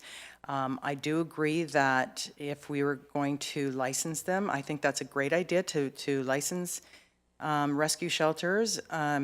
They're still on the same premise as an SPCA or a humane society, as they're a shelter and a rescue group as well. So perhaps they should be licensed, and if that's the case, then that licensing body should not be part of the pound keeper's duties, and that it may possibly fall under the licensing branch here at the town of Fort Erie. Although I did read something about, I think it was the City of London, where the shelter, actually the pound keeper, whoever it is, their corporation that they hired out, does recognize the rescue, but the city itself issues the licenses to the shelter. But I just wondered if I could get Mr. McCaffrey's comments on that. Of course, Mr. McCaffrey. Through you, Mr. Mayor. Council, comments specific to the London model? Yes, with respect to licensing from the municipality itself. They do regulate it themselves, but they have one person in London who just specifically, that's all their job is, to deal with the different animal welfare issues. That's all their job is. It's just that. They don't have the other issues to address, so they have the time to meet with the different groups who are trying to be regulated and determine best practices for the city. They do have a lengthy, a lengthy contract they've developed to work with rescue groups who choose to work with them. They can't force them to work with them. A number of them have chosen not to. They chose to do their own, still do their own way of doing it. Some have chosen to work with it, but there are benefits to working with the municipality as well, which I addressed in some other reports here. If they do choose to work with the city, some of the larger municipalities are taking off animal limits because they've shown that they can handle increased animals. That's very interesting. I do not have any further questions at this point, but I also am going to listen to the other councillors, and then I may have some later. Thanks. Any other councillors? Councillor Lubberts. Yes, thank you very much, Mayor Redekop. You know, going through the report and listening to some of the comments that have been made tonight, it's interesting because the last couple of years, what I've been hearing from council is they're concerned about the welfare and the well-being of the animals in our community, and they want to make sure that they're receiving the proper care.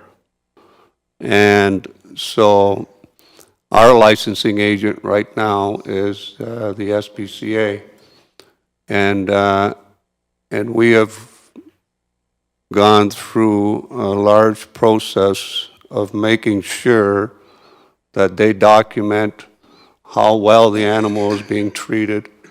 We need to know they need to have records of their veterinarian's visits. They want a vet tech on duty at the SPCA to make sure that the animals are being diagnosed by someone that's well-trained in telling whether an animal needs care from a vet or not. They don't want just regular employees from the SPCA to make those decisions. And in this report, it says that the rescue groups, they indicated that the majority operate as a non-profitable organizations, and they only report to their respective board of directors. Now, in our town, we have the SPCA, but the SPCA, their oversight committees are OMAFRA, PAWS, the town of Fort Erie, and, you know, the list goes on, right? OMAFRA can come in at any time, right, and inspect their facility. And they have to meet the criteria. But rescue groups, well, there's nobody that inspects them. And we don't know, number one, where these animals are coming from. We don't know anything about the rescue groups in this town. We need to be able to identify who they are. We need to know when they bring an animal in, that that animal is getting the proper physical care by a veterinarian, and it's looked at by a veterinarian, and any issues with that animal needs to be addressed immediately. And we don't have that here in town of Fort Erie. And I mean, I had conversations with Mr. McCaffrey, and you know, I've explained a lot of this, what we don't have in this town and what we do need in this town. The report also goes on to say that some of the responses from the individual groups says that they develop directives, procedures, inspections, protocols pertaining to adoption, volunteer training, and fostering procedures. They've done that themselves. Who inspects that? Who oversees that these things are done right? And who oversees that they even have them? They're saying that they have them, and we're taking their word for it. Yet, over the last few years, we will not take the word of the SPCA that they have these things in place. We need them to provide that documentation. So, the groups, I'm not against rescue groups. They do an excellent job, and Councillor Zanko's right. They do provide a service for the community. But we need to know who they are. We need to know where they are. We need to know where the animals are coming from. We need to know that when that animal gets adopted out, where did that animal go? And when that animal gets adopted out, because majority of them are dogs, they need to be licensed. And if you're just adopting an animal out, and then we're leaving it up to the individual to spend the money to get licensed, maybe that individual is just going to say, well, I got the dog, I'll just go home, and I won't bother getting a license. And he can get away with that for years, because if it's not registered, then the SPCA or our licensing agent, whoever that may be, will never know where to go to get that animal licensed. And those are the things that we need to protect in this town.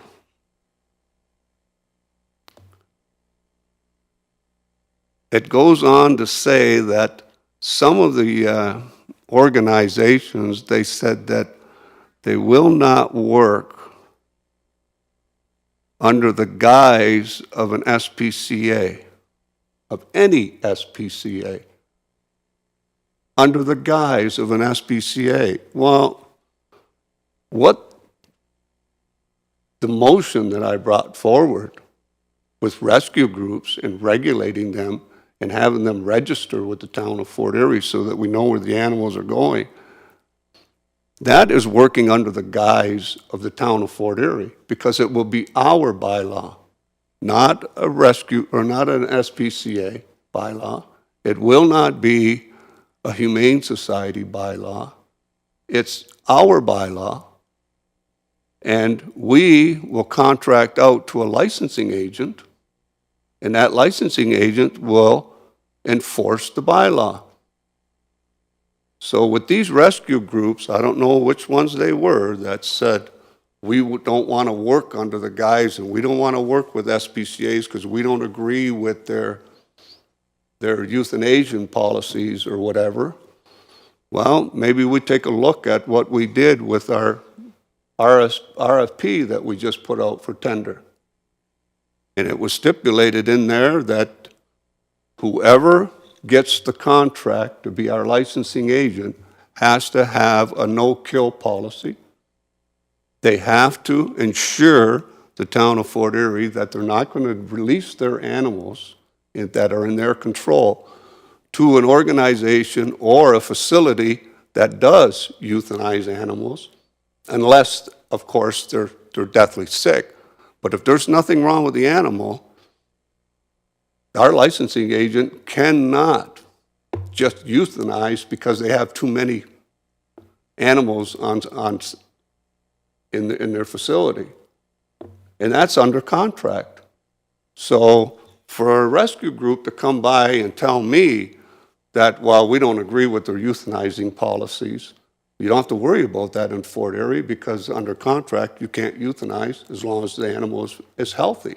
And we have stipulated with our SPCA that they won't euthanize unless it's recommended by a veterinarian. And that's what our SPCA does. They don't euthanize on their own. They have the animal with a veterinarian, and if the veterinarian says this animal is quality of life has gone so far that you can't do any more with it, and if a veterinarian says that the animal has to be euthanized, the only person that can override the veterinarian is the owner. So if a vet says it needs to be euthanized, your SPCA or your Humane Society or your licensing agent, whoever that may be, has to follow the rule or the order of the vet. They can't override the vet. They can't say, no, we'll keep it. If an owner says, I want my animal euthanized, even if the animal is healthy, that animal gets euthanized. A humane society cannot take that animal in on their own and then adopt that animal out. You're starting to drift a little off the topic. Okay. But I got one question here, Mayor Redekop. It's on the last page, page 8. And it went on, it talked about some samplings of jurisdictions outside of the municipality, but it says to consider emerging trends in animal welfare legislation, including removal of animal limits. And I'm just wondering if Mr. McCaffrey can comment on that, because what I'm getting at, are you suggesting that we allow unlimited animals per household? I'm not clear on what that statement involves. Councillor, I'm not suggesting that. I'm just advising you what I was advised by a number of different agencies. One of the incentives they provide to some of these groups to try to work with the town is to remove, like our bylaw has specific limits on animals, 3 dogs, 6 cats. Some of the jurisdictions have looked at emerging trends in this field and determined that all that is doing is punishing good animal owners as opposed to the people who don't take care of the animals. And they're saying, like, one misbehaved dog, for lack of a better term, could do a lot more damage than, say, 3 dogs or 6 dogs who are well taken care of. So there appears to be Toronto, Ottawa have decided that they're going to look at removing limits for certain groups who've shown they can take care of more animals than what the bylaw allows. It's something that's earned, kind of rewarded for working with the town. Does that assist? Foster groups? That's correct, sir. Yes. It would be foster Yeah. homes. All right. It's something over time that would be increased. Perhaps they may have 5 initially to show that that's not a problem. They may be given 6 or 7. Okay, all right, okay. Now, where were we here?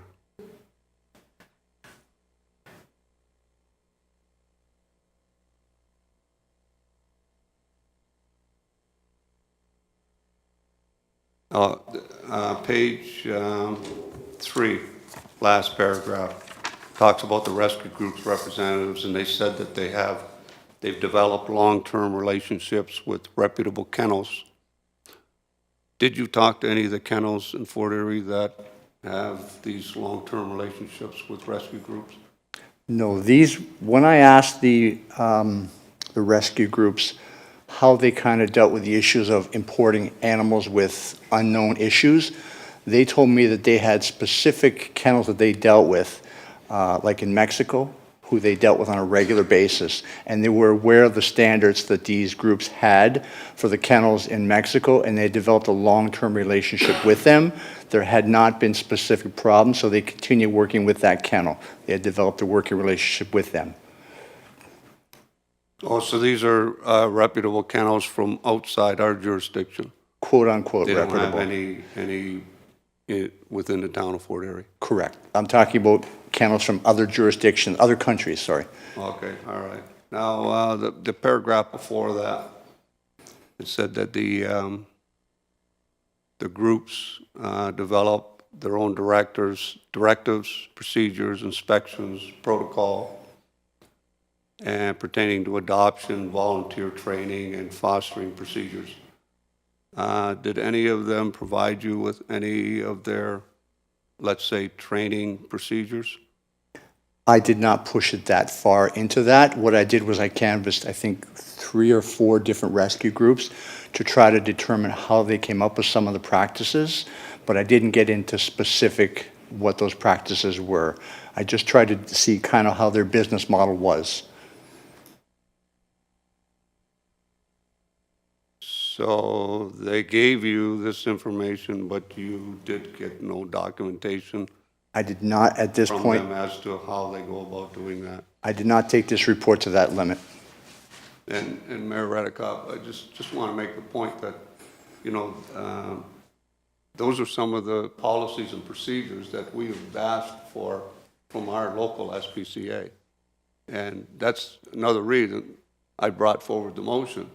If we're going to ask for all this information, and we're going to ask for all this documentation to be provided by our local SPCA, then we certainly need to do that for our rescue groups as well. I'm not against rescue groups because I know that they do a good job and they do good work for the community. But we still need to regulate them. We need them to register with the town of Fort Erie. The report says that we know, and Mr. McCaffrey will verify, we know that these things are happening in our town, but we don't know who they are. We just know that they're happening. And when we look at the bylaw that we have today, our animal welfare bylaw, we talk about fostering, but we don't have anything about those. They get a fostering license to the point, but those fostering licenses are coming because they're fostering rescued animals.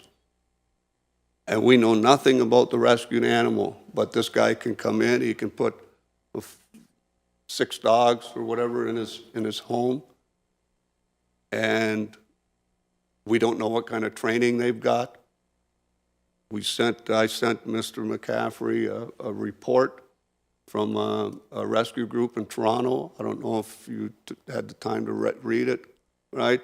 And some of the problems that these animals have when they do all this traveling and they move around and they come from other countries, sometimes it takes them up to 4 weeks before they really bring out their personality and their character.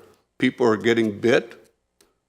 There was one instance in the report where a guy brought in an animal, and the animal was growling at him. The dog was growling at him in his house. He called the rescue group organizers, and they were trying to figure out how to handle this animal. Obviously, there was no proper training, and those are the things that we need in this town if we're going to have foster groups in here. And I don't know what the answer is as far as costs, but I think that we need to spend the money. We spent $25,000 on a bylaw that has been recognized that has a lot of deficiencies in it and needs to be updated, needs to be repaired.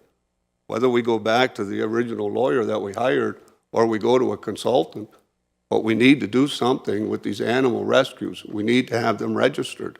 And we need to know who their foster parents are.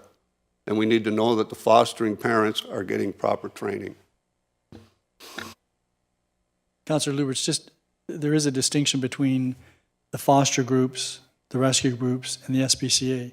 We have a contract with the SPCA. We don't have a contract with any of these others. So when we're asking for documentation or procedures, that would be the same when we go through the process to get a new contract with whomever it might be.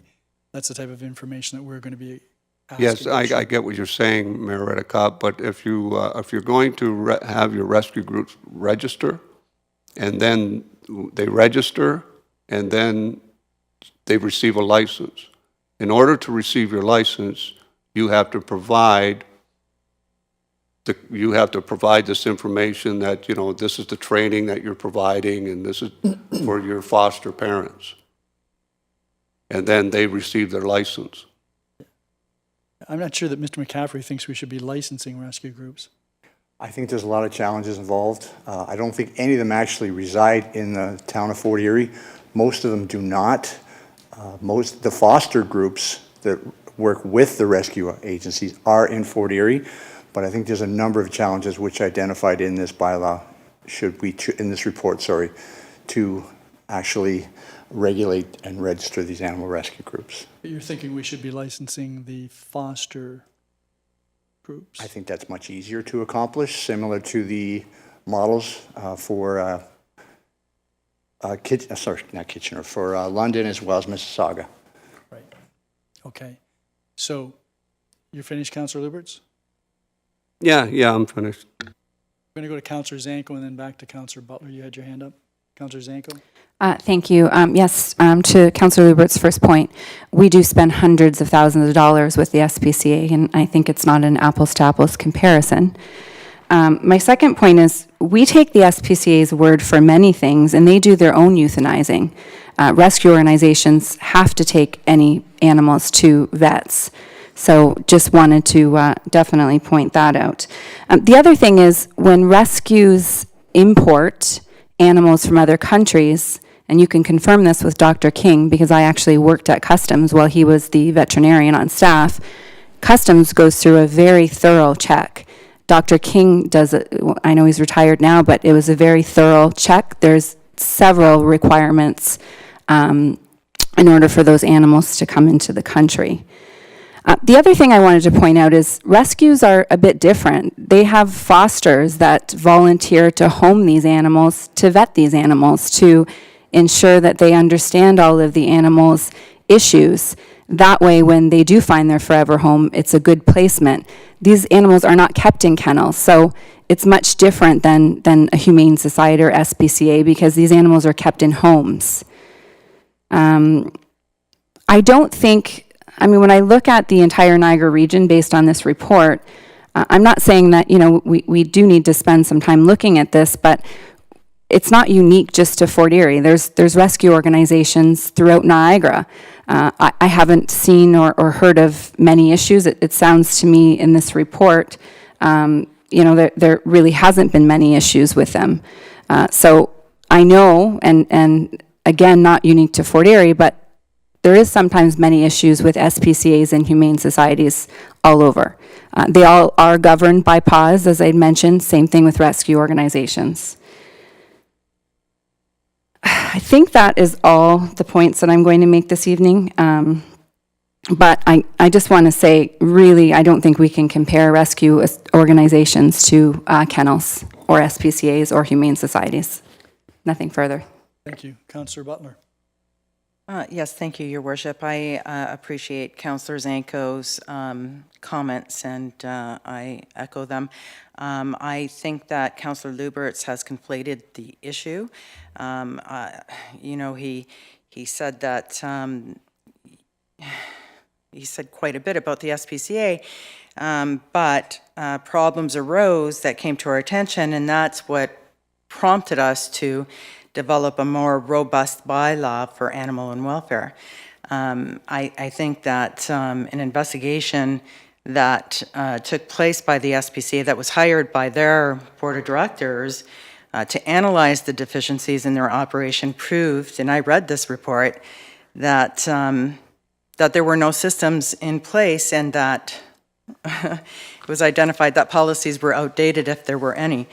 And further to that, I just wanted to say that Councillor Noyes, Zanko, and myself never brushed off the idea of a rescue license. I personally don't think that we need to spend $30,000 on a policy for animal rescue. They are not the same thing, as Councillor Zanko pointed out in many of her points. But I do have a question for Mr. McCaffrey.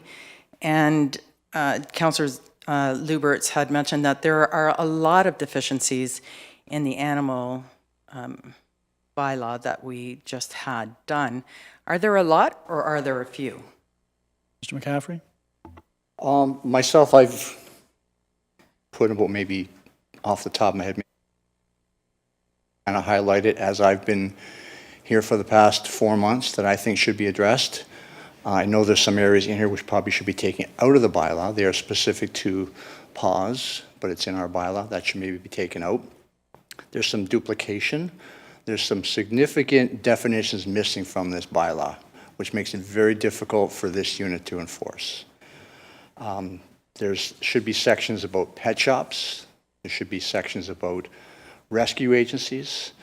There should be more information about fosters, and that's just off the top of my head, that there's quite a few issues should be addressed. I appreciate that.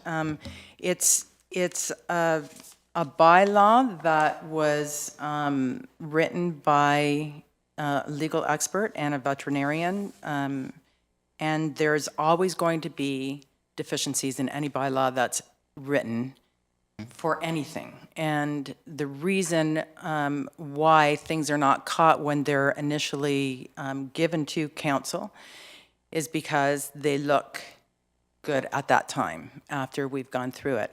It's only when something is put in place and in play that you recognize that there are things that need to be corrected along the way. And that's when you discover what the root problem is and you put in a corrective action. And I think that that's what's happened here. There are situations that have arisen and have become identifiable, and that's why you've probably encountered a number of things as you've been going along for the past 4 months. So I appreciate that. And then my last question is, have you had an opportunity to take a look at Alberta's, the province of Alberta's paperwork? I did not look at Alberta, but I did look at BC. As I stated in the last report, I probably could have spent looking at as many agencies as possible. When I canvassed the different agencies, Alberta didn't come to my attention, but BC did. I did speak with a number of people from BC, and they have similar problems with us, but I did not look at Alberta. I just was reading it, and I just thought it was an easy read. It really fell in line with our current policy, our bylaw, current bylaw, and it just was a very common sense approach to the idea of a rescue. I'd be happy to look at that if you want to forward it to me, Councillor. Oh, I will forward it to you. Thank you. I appreciate that. Thank you, Your Worship. Thank you. Any other councillors? So just, Mr. McCaffrey, you were with the Niagara Regional Police before you came to the town of Fort Erie. That's correct, Mr. Mayor. How long? 38 years. And during that period of time, I presume that you enforced laws. I did. So you're not unfamiliar with seeing pieces of legislation, whether it's a bylaw or a statute that maybe needs to be tightened up or amended so that it's easier for you or whoever's trying to enforce it. Yes, Mr. Mayor. And that's really the underlying current of the report. That's correct. And I think a lot of this came to a head when we had a situation where someone was trying to get a foster license and there was confusion as to the definition of foster, who could give that person authority to go to the SPCA. That really put all of this into a context, did it not? That's correct. My training tells me to go to the legislation to see where my abilities are. I went to this section, and unfortunately, there's specific, crucial definitions missing. Those questions which were being asked of us. So when you prepare this report, this is your best advice to us. That's Thank you. Thank you, sir.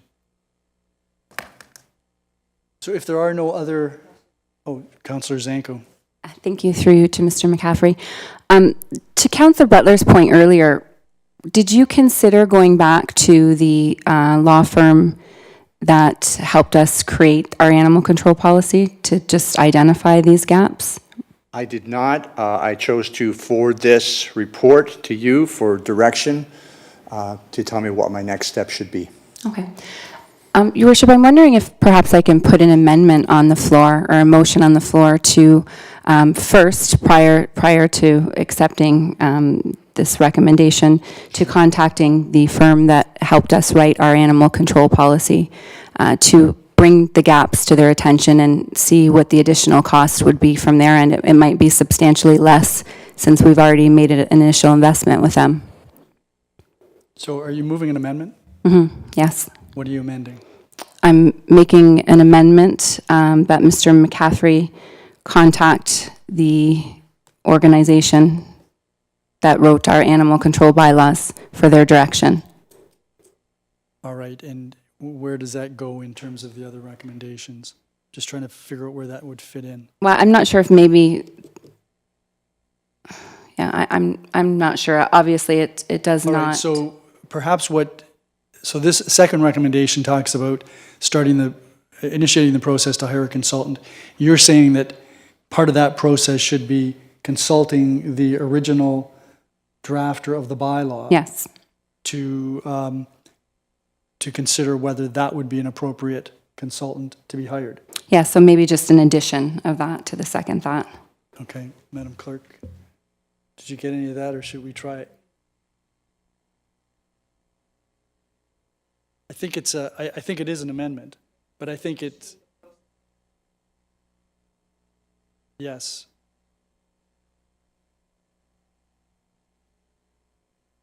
Well, but the consultant could be the lawyer who did the original report. What if we ask Mr. McCaffrey to send this report to the lawyer and the other group that, and ask them if they would like to comment on his report? Which other group? The lawyer that put together our animal welfare bylaw. Right, was there another group? Well, there was a group of people, wasn't there? There was two, was it There's a just lawyer- her and there's a another lawyer animal and, activist?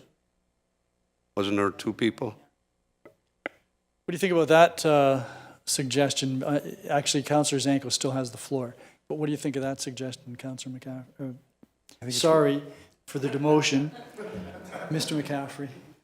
I'll take direction of council. I can see doing that. Yeah. Councillor Zanko, what are your thoughts on that? I think it's definitely warranted. They've spent a lot of time on this with us, so I think probably, it would be much easier for them to assist us with this. So I would like to move forward with that amendment. Well, okay, I think what Councillor Lubberts is talking about is sending this whole report before we adopt anything. Okay, yeah, no, I would be in support of Essentially, that. you're Yeah, talking and about allow her to comment. You're talking about deferring the consideration of this report to allow the original drafter of the bylaw Yeah. to comment on the report. Yeah, then if she needs to go any further, she can tell Mr. McCaffrey, I read it, and yes, these things need to be addressed. I could do this for this amount of money. Okay. And then come back, and if we're okay with the money that they want to, So what this is boiling down to then is a motion to defer to allow the, Councillor Noyes? To say if we're going to be sending it back to the original, to the lawyer and the consultant, there was an email I'm sure that we all received, that there was a litany of issues with someone who reviewed it. From Mr. Marr. Mr. Marr, there was a litany of issues that he pointed out in regards to there's always room for improvement, trust me. That it's not just limited to this animal rescue group. And to be perfectly honest, when I read the litany of issues with our new bylaw, I was somewhat dismayed by the amount of money that we spent on having the legal opinion and the consultant, that I would be hesitant to go back to those individuals, because basically, if they read all the deficiencies and addressed them all, I think we'd be into a pretty hefty price tag. And I'm just curious what we have paid them already, because someone said 25,000, but I thought it was over 70 already. Do you know that, Mr. McCaffrey? I believe it was 30,000. That's where I based this number on for a maximum. Yeah, okay. Well, for what it's worth, I share your concern, but if we're going to defer it and we're going to send it to the original drafter of the bylaw, I wouldn't want to get us into a situation where we're spending $30,000 to have that person tell us, no, everything's okay. So I'm going to let Councillor Butler just weigh in on this general topic. Thank you, Your Worship. But with anything that you purchase, there's got to be a guarantee, right? So I would go back to them and say, look, there's been a number of deficiencies that have been recognized as a direct result, and we need you to either correct them or weigh in on them. And I don't think that we should have to pay for that, since it's been brought to our attention afterwards. The problem is that, we're not the experts, and so we rely on the experts to give us their best advice, and when that gets recognized as having some defaults, then they have a responsibility to do their own due diligence to correct that course. I don't think we should have to pay for it. But if you're asking them to deliberate on rescue, that's a totally different situation, and they would be right to say it's going to cost something for their time and effort to do that. So that's my opinion anyway. I think that it's, I doubt that we're going to get a lawyer to review this report and tell us what they think for free. That might happen. Yeah, so then the question is, do we also send along, if we're going to defer this, do we also send along Mr. Marr's email with his copious, that's his view. Some of them may be warranted, some of them may have been somewhat exaggerated. But I suppose you're familiar with the email that Councillor Noyes is referencing? So would the motion to defer to allow this report and Mr. Marr's email to be sent to the drafter of the bylaw for comment with respect to your suggestion that there are amendments that are needed? Is that wording agreeable to you? And, okay.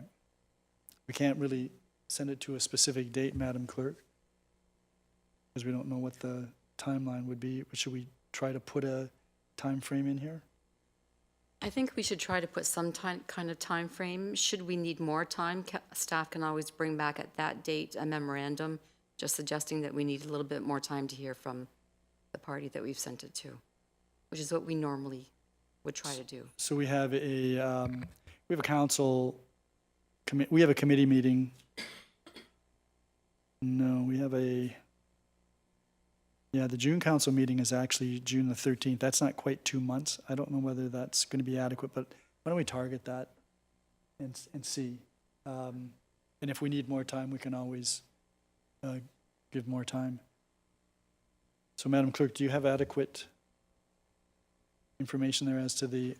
Yes, I believe I have to postpone this report to June 13th council and committee meeting to allow the report and Mr. Marr's email be forwarded to the writer of the current bylaw for comment.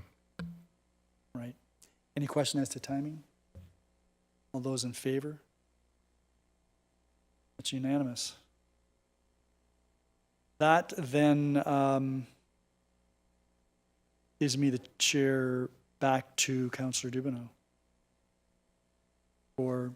Yeah, for a minute there, I forgot I was here. Thank you, Your Worship. So that takes us out of reports. Do we have any new business or inquiries that anyone wants to bring up this evening? Councillor Noyes. Thank you, Councillor Dubanow. And I do apologize because I've asked Mr. McCaffrey and Mr. Hurlovich a number of times about the dirty roads. We have an issue, and I think it's going to get worse with the springtime coming or here, in regards to construction and the development and how the roads are left at the end of the day. I'm just wondering, what is the requirement of the developer or the contractor that's working on it? And what do we do when they're not in compliance? Like, what is the fine? Because it seems like catch me if you can. Like, I mean, I get calls continually about this road or that road. And, you know, they clean it up once and then a week later it's the same problem. Like, how do we deal with this so it's not for the repeat offenders? Like, what mechanism do we have in place to stop the dirty roads? Like, I understand that you can't be there with your hose every 5 minutes, but perhaps at the end of the day or something, you have to routinely do it if it's required. Is there a provision in the subdivision agreement, Mr. Hurlovich?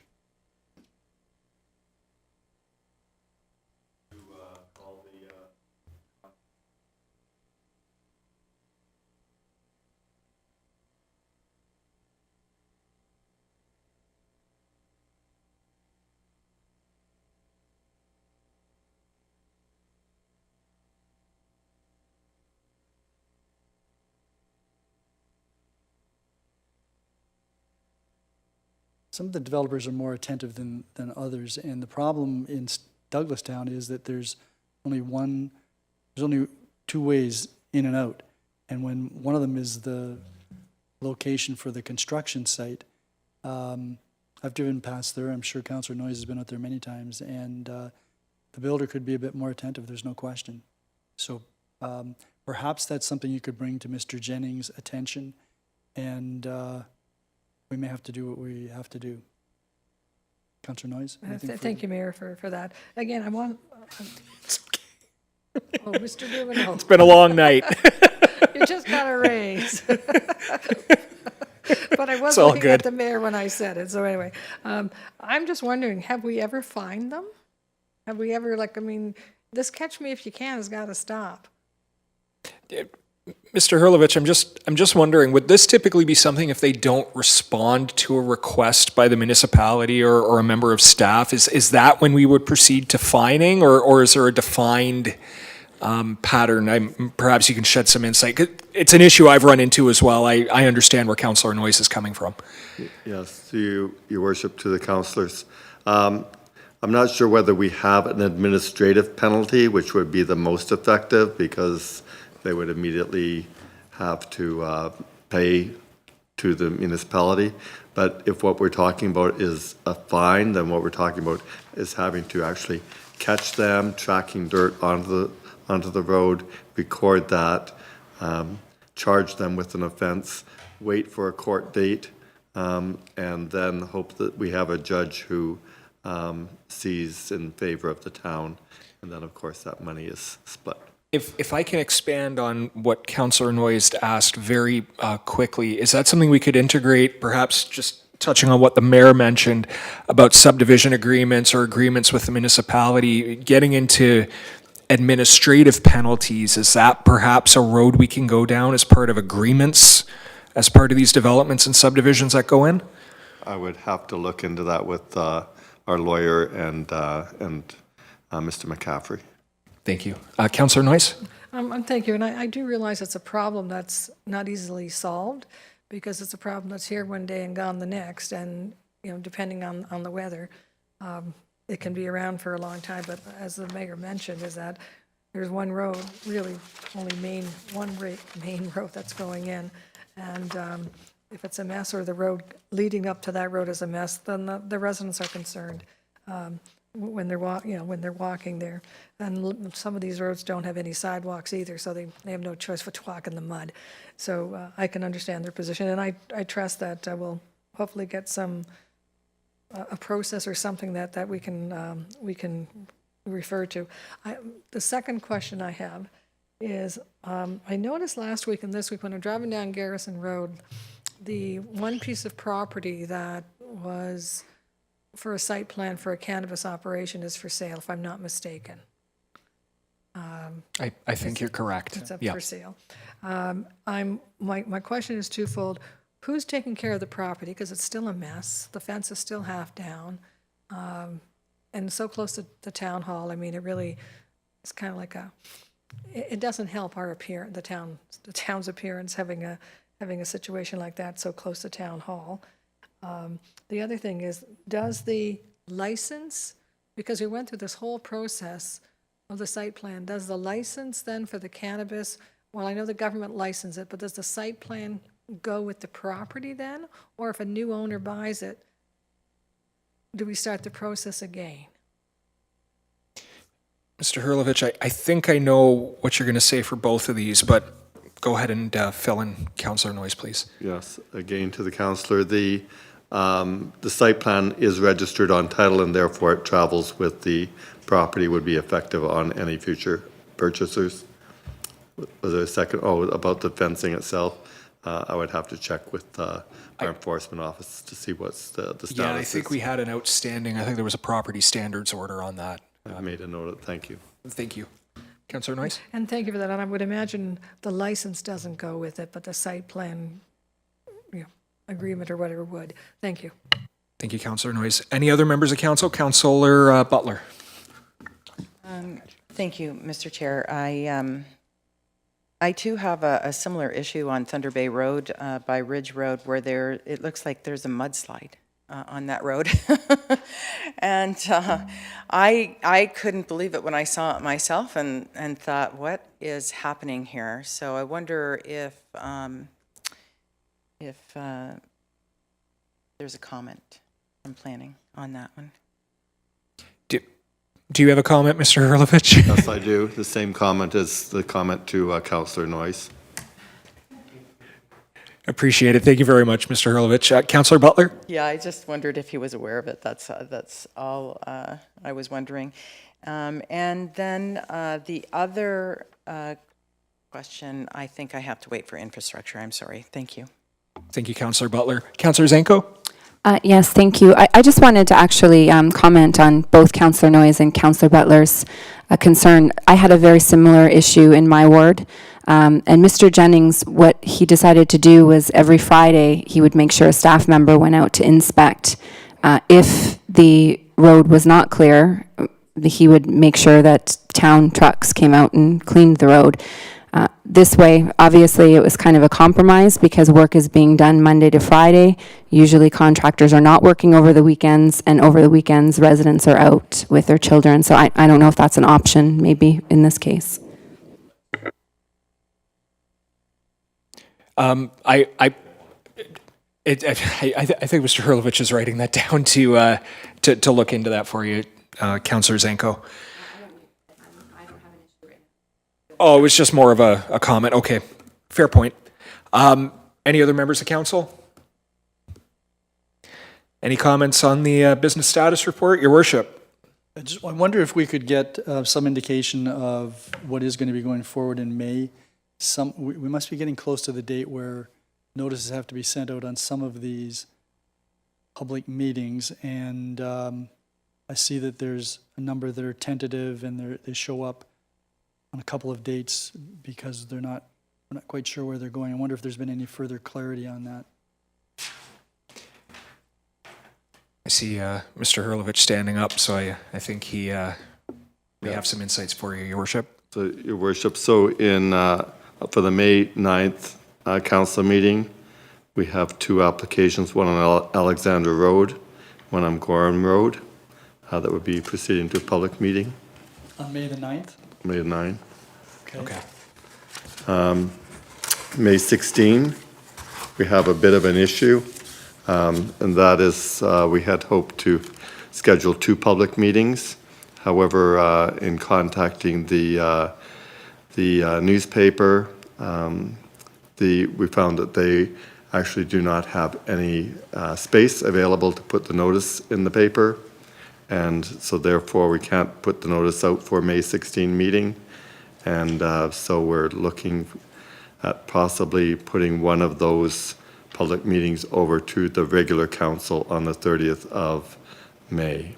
Okay, and the 30th of May, we show tentative, we show one that's tentative, one that's going to go ahead, one on Windmill. So that's going to go ahead, and the one that's tentative, is that Garrison Road, or are you thinking of moving one of the others down? I wonder if maybe, I know the clerk was looking at this, was a controversial one that we were looking at for Black Creek. May 30th, the Black Creek one. Okay.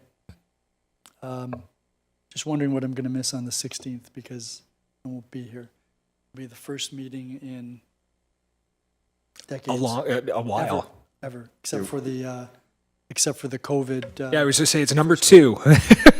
Number 2.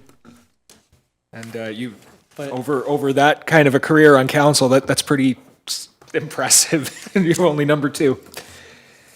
I'm going to lose my gold star. Thank you. Thank you, Worship. Any other members of council have questions about the business status report? Yeah, Councillor Noyes.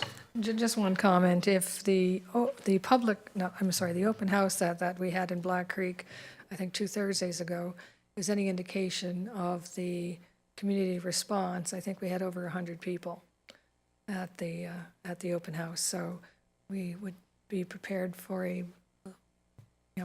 if they come out to the public meeting, which I would imagine many will, we're going to have a very late night. So in other words, set up the chairs in the atrium again. Done that. We've been there, done that. Yeah. I'm We're just pros now. Just saying in regards to the agenda itself, keep that in mind. Excellent point, Councillor Noyes. Anyone else? All right, Your Worship, I hand the chair back to you. Thank you very much, Councillor Dubanow. That takes us to infrastructure services. Councillor Noyes. Thank you, Mayor Redekop. Infrastructure Services is now in session. There are no presentations and delegations. There are no reports. Are there any new business inquiries? Councillor Butler?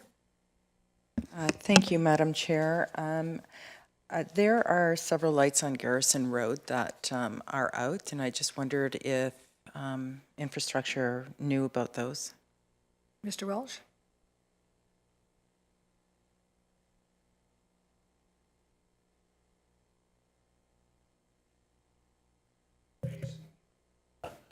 A refresh, we'll do a patrol. Thank you, that was it, thanks. Any further comments? Any questions? Seeing none, that brings us to business status report. Any comments or questions? Mayor Redekop? You know, we've waited so long for the rural speed limit study report and the traffic calming study report. I see they're both tentative for May the 16th. I don't know whether I want you to deal with those on the 16th or whether I'd hope that they're not dealt with on the 16th. I think I'd hope that if they're not ready, they don't go on the 16th, because I'd like to get my oar in the water on that.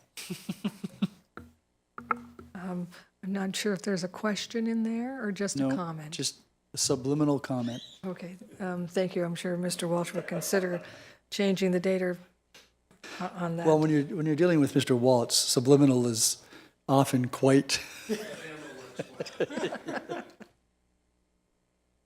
I'm sure he meant that in the nicest way. Seeing none, Infrastructure Services is no longer in session. I'll turn the chair back to Mayor Redekop. Thank you very much, Councillor Noyes, and that takes us to Councillor McDermott, Corporate and Community Services. Thank you, Your Worship. Corporate and Community Services is now in session. We have no presentations or delegations. We have no reports. Are there any new business inquiries? Councillor Butler?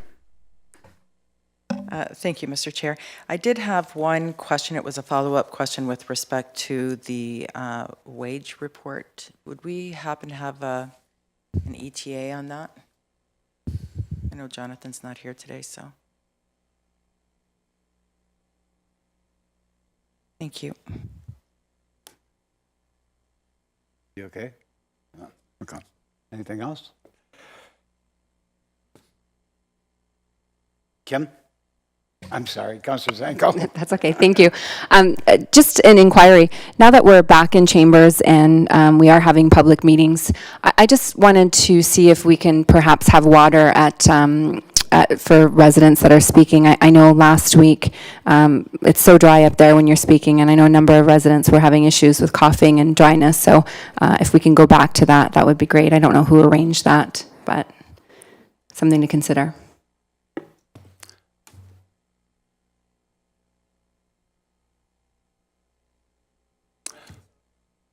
Okay. Anything further? Anything on the business status report? Seeing none, back to you, Your Worship. Thank you very much. That takes us to scheduling of meetings. Any meetings anyone wishes to announce? Councillor Noyes. Next Tuesday, I'm sorry, I don't know the date. There is a accessibility committee meeting on Tuesday at, I think it starts at 4 o'clock in Committee Room 1. That would be April the 26th. Anyone else?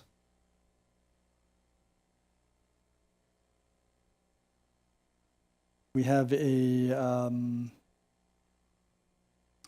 Affordable Housing Advisory Committee meeting next Wednesday, April the 27th, for the first time in a long time, and Mr. Miller, who has returned, is going to be taking that responsibility on as the staff member. So that meeting takes place next Wednesday, and that is at 3. Sorry, I've got 9:30 in the morning. Okay, if there are no others, Councillor Dubanow, do your thing, please. Yes, Your Worship, I would like to move that council and committee adjourn at 8:20 p.m. this evening. All those in favor? That is unanimous.